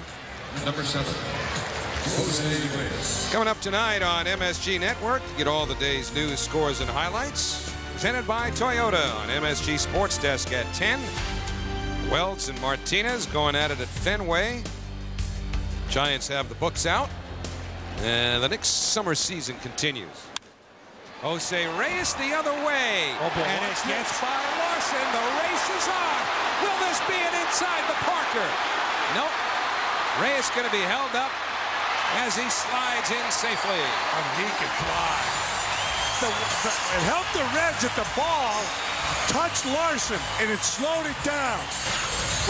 When Brandon Larson dives to the ball, it makes contact with his body. Right, or his glove right there. Slowed it down a little bit. And Reyes can fly. He turns it on right there. He's got the play in front of him. The head first slide. He got himself the triple. Well, he can run. 3 hits tonight for Reyes. 3 triples on the year and a big insurance run at third. So Brandon Larson, an inexperienced left fielder, at least at the big league level, making his first start at that position tonight, didn't come up with it on the dive. So now here's Jason Phillips with the infield in. 1-0. And Jason Phillips trying to keep that hitting streak alive. It'll be go to 13 games. That's right. He's sitting on 12 right now. You see the infield in. You know, that triple was very similar to the last inside the park home run hit here at Shea Stadium. A game you might have done, Fran. Slider away, 1-1. In fact, it was against the Cincinnati Reds. Remember Big Cal Daniels? He was the left fielder who also made a somewhat awkward attempt at a sinking line drive that was slicing away from him, hit by Darryl Strawberry. Darryl went all the way around for an inside the park home run. For an inside the park home run to take place, something funny has to take place in that outfield. And right there, with Larson, his glove made contact with that ball, so it didn't go to the wall. That ball goes to the wall. That's an inside the park home run.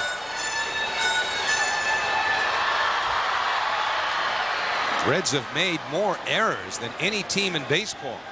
2 shaky plays tonight, neither of which were charged as errors. That's one of them, and so was Wilson's triple. Line drive by Phillips, and his hitting streak continues. The Mets get a big insurance run, and it's 3-1 New York. That's a huge hit. Phillips has now hit in 13 straight games. Huge hit for Jason Phillips after Jose Reyes hustles into a triple. Here's Phillips hitting the ball off the end of the bat for a base hit. You know, going back to Reyes' hit, as you look at Phillips driving that run, you wonder if Jose Reyes busted it from home to first.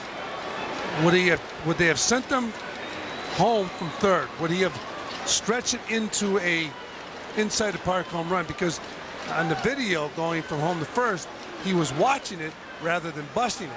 That's a mistake. I was not focused on that.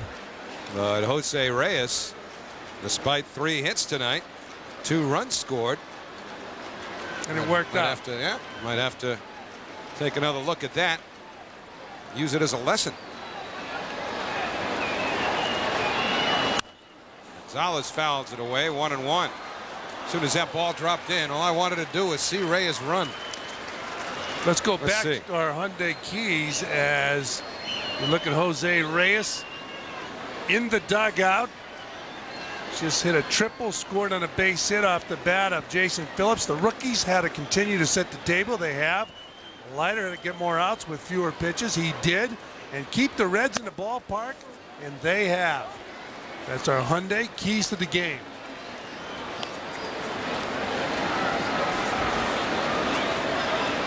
Well, Jason Phillips is a slow runner at first base. We know that. So do the Reds. Close game, but Adam Dunn is not holding against Phillips. He's playing behind the runner. Just letting him know he's in the neighborhood.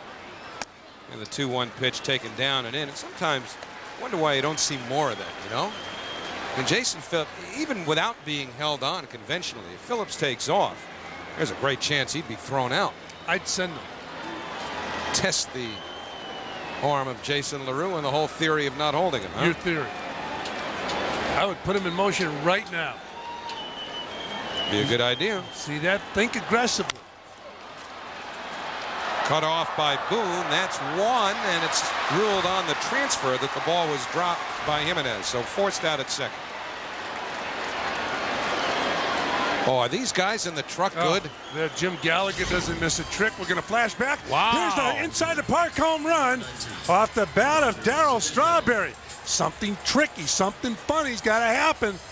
And something did. Couldn't find the handle.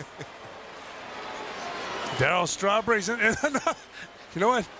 Is that a tainted inside the park home run? Yeah. Oh, now you're an official score. Now you want to go after it.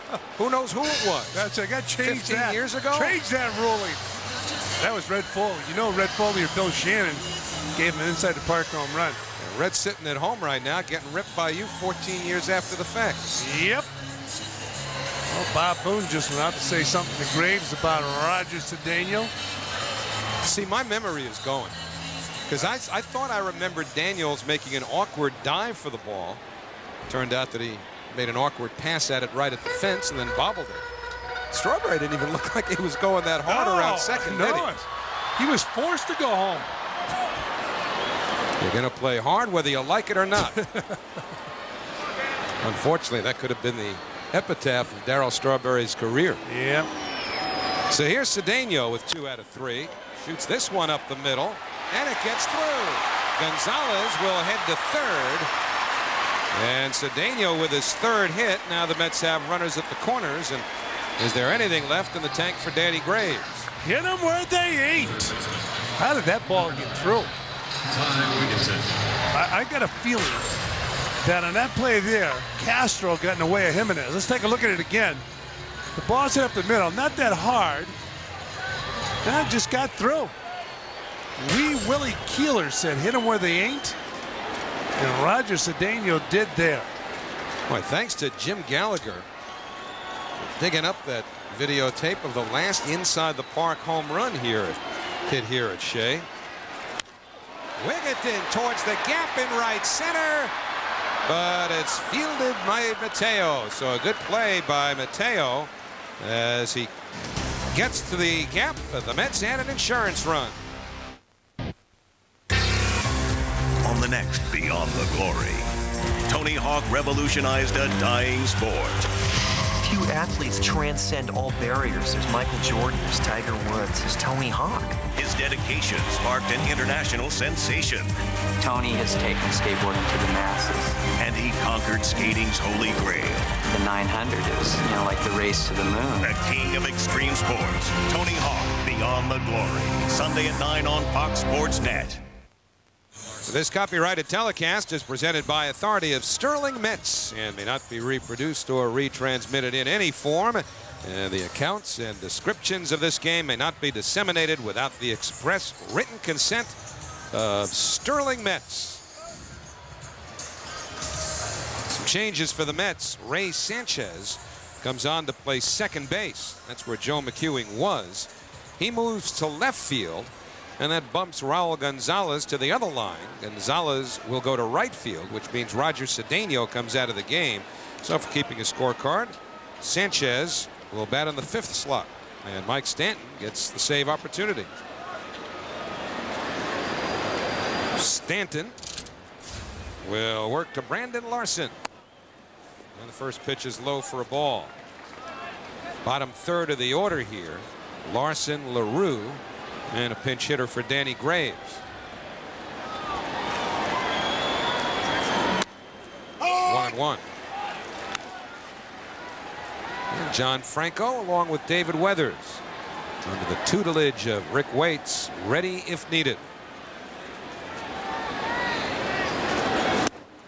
Good pitch right there. Stanton pulling the string on Larson. Stanton's reputation throughout his career was a hard thrower, so if you pull the string, you get a guy like Brandon Larson who's hitting 105 and over anxious to jump way out in front. Line to left, McEwing over, and he gets there. Joe McEwing, who just moved from second base to left field, got a good jump on it. Managers love guys like Joe McEwing. He plays a lot of positions, and he does a good job defensively at all these positions and makes that play. Ball's hit hard by Larson. After being fooled on the pitch before that, gets the ball right on the nose, and McEwing makes the grab. And once again from our blimp. Sanyo and the Sanyo Lightship team are proud to have been a part of our coverage tonight. Sanyo, a world of technology, and we thank them for the beautiful pictures that they provided throughout tonight's game. Sanyo did a nice job tonight. Are they going to be back here tomorrow night? No. I don't know. We're told no. That's deflating, isn't it, to a blimp? Jeez. You work on that for 9 innings? Yes, I did. Nice shot from the Sanyo blimp. Wow. LaRue with 1 hit and 3 trips. Breaking ball misses to even the count.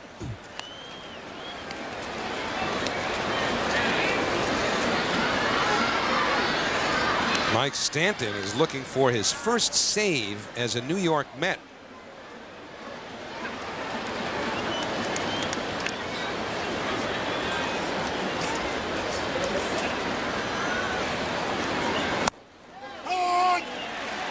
One and two.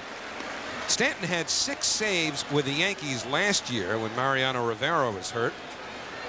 And those were the first saves that he'd recorded since 1998 when he was with the Yankees. On the outside corner.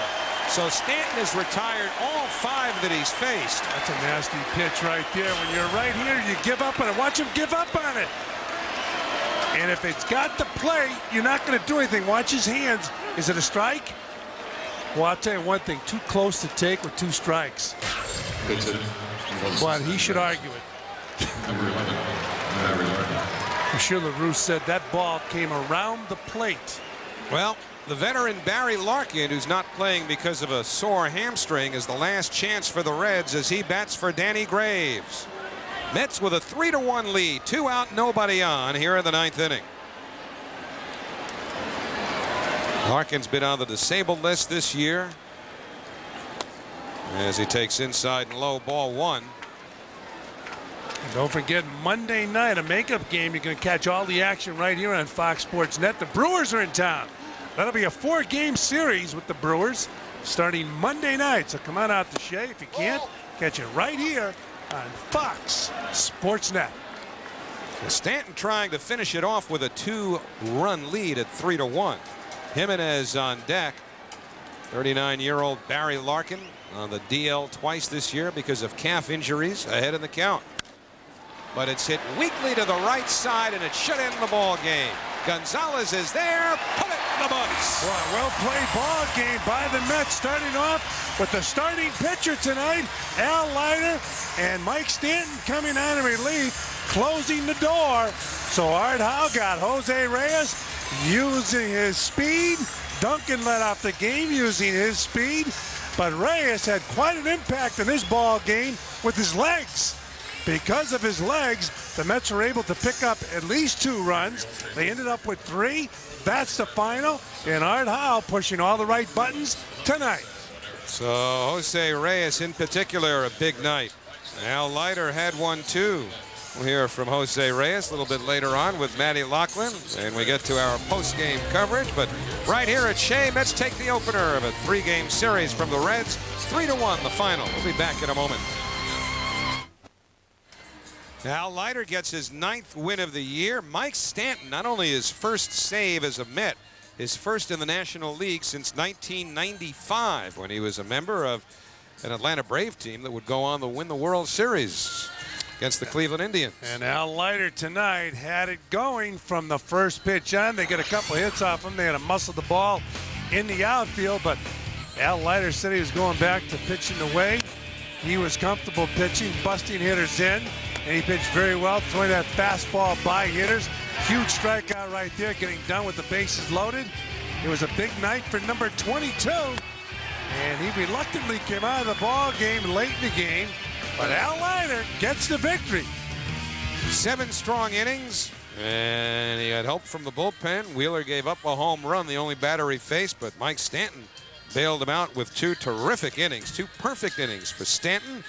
And one other note for the Mets tonight. Vance Wilson breaks an 0 for 26. A hit and run. Runner in motion. And Wigginton was going around the bases. Vance Wilson had to swing the bat. He picked up a triple, and it was a big hit in his ball game. And let's not forget Jose Reyes. In fact, that was Wilson's first major league triple. Started 0 for 26. He was 0 for 28 by the time he got it. Now he's 1 for his last 1, isn't he? Mets win. We'll be back. Mets over the Reds 3-1 as they take the opener of this 3-game series here at Shea. Leiter beats Graves with help from Stanton as the Mets break a little 2-game losing streak. Now we'll see you back here on Fox Sports Net on Monday. It's a makeup game with the Brewers. It won't appear on your early season schedules. Geico Mets on Deck gets it started. Stay tuned now for the postgame show, which is coming up next for Fran, Healy, Matt Loughlin, and our entire crew. Producer Frank DeGrace, director John Gallagher, and the boys in the truck. This is Howie Rose. Stay tuned for the postgame show.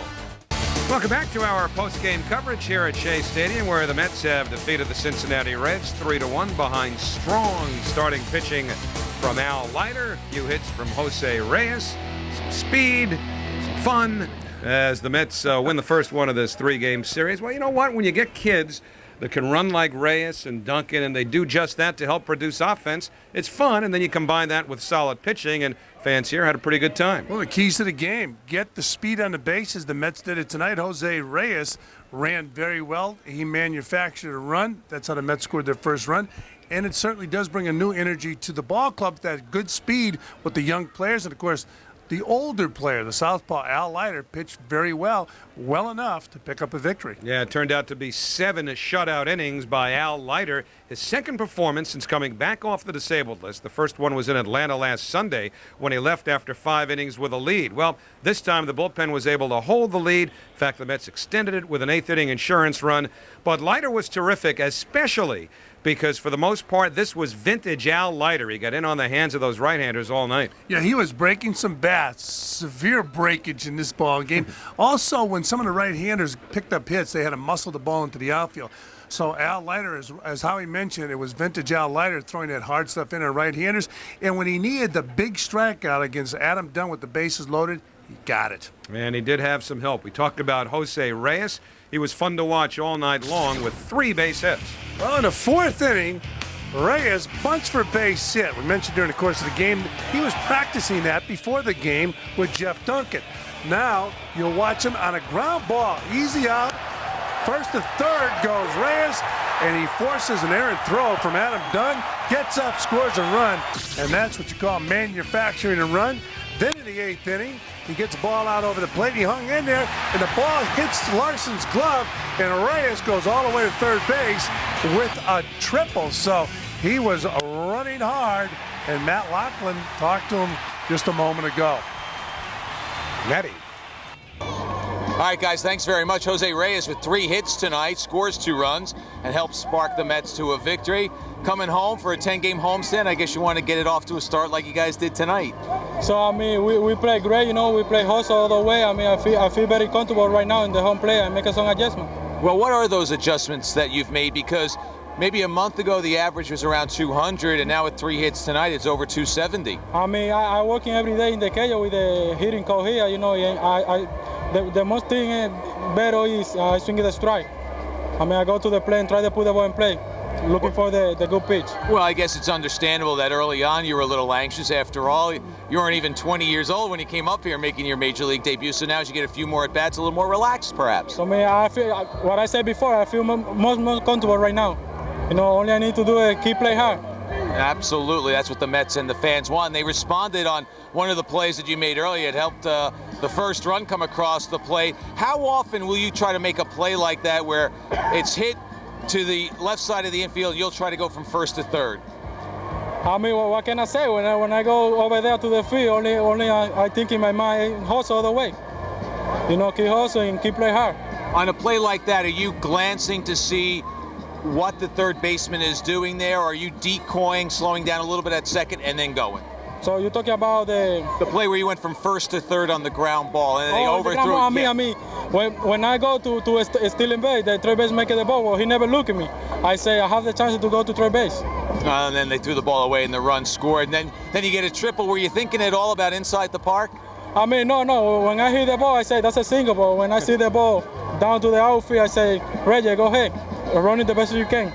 Well, you wound up at third. You had a brilliant game tonight. Congratulations and continued success as your rookie season goes on. All right, thank you very much. Jose Reyes joining us, and fellas, another big night.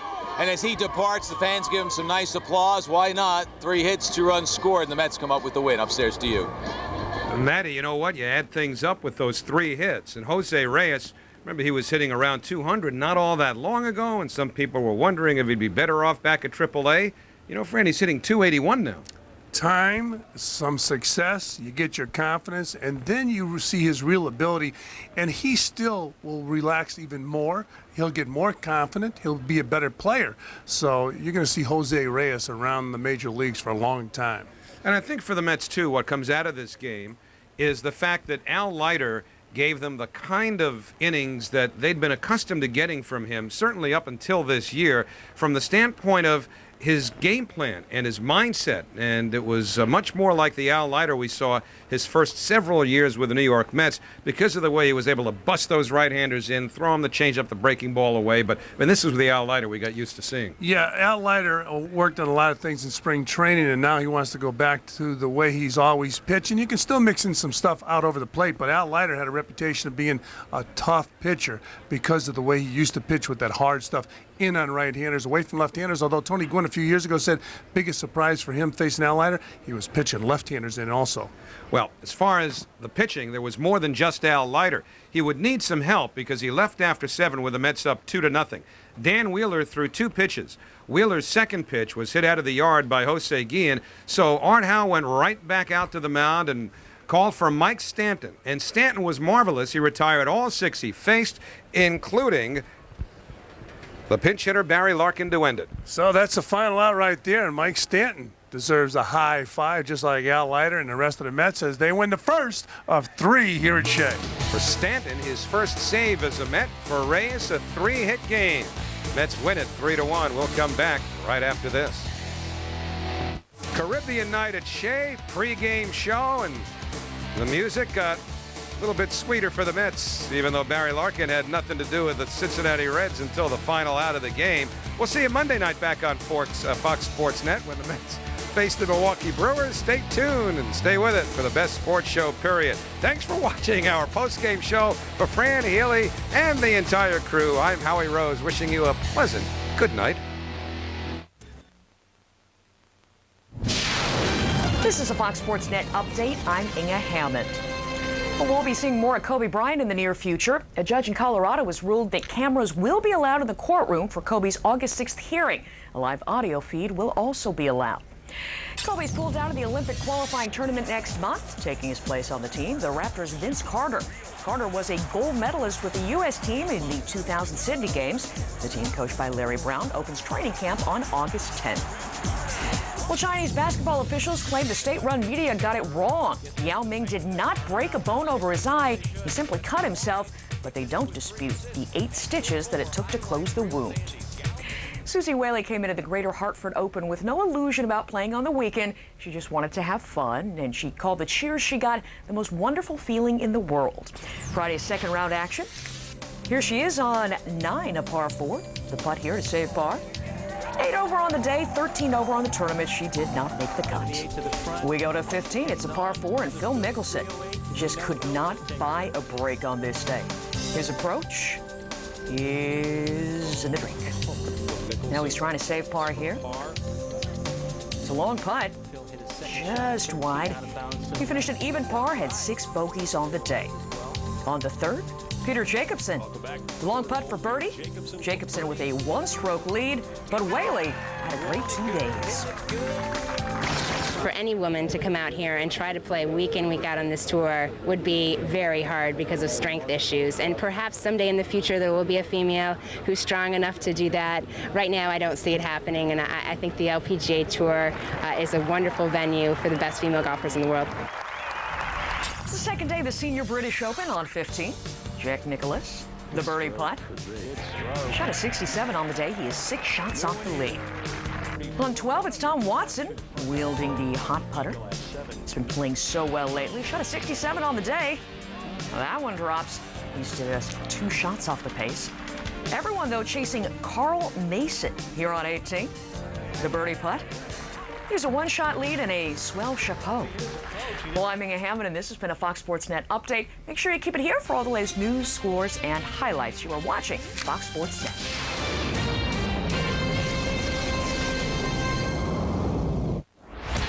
Still to come on the Best Damn Sports Show, period. He might be Air Canada's newest connection, but why is Chris Bosch going toe-to-toe with our Hall of Fame running back? Also, you like extreme sports? One of the most bizarre things I have ever seen in a Formula One race. Wait till you see the newest extreme sport. But up next, Peyton, Plummer, Cordell. Big name QBs or big time busts? Stick around.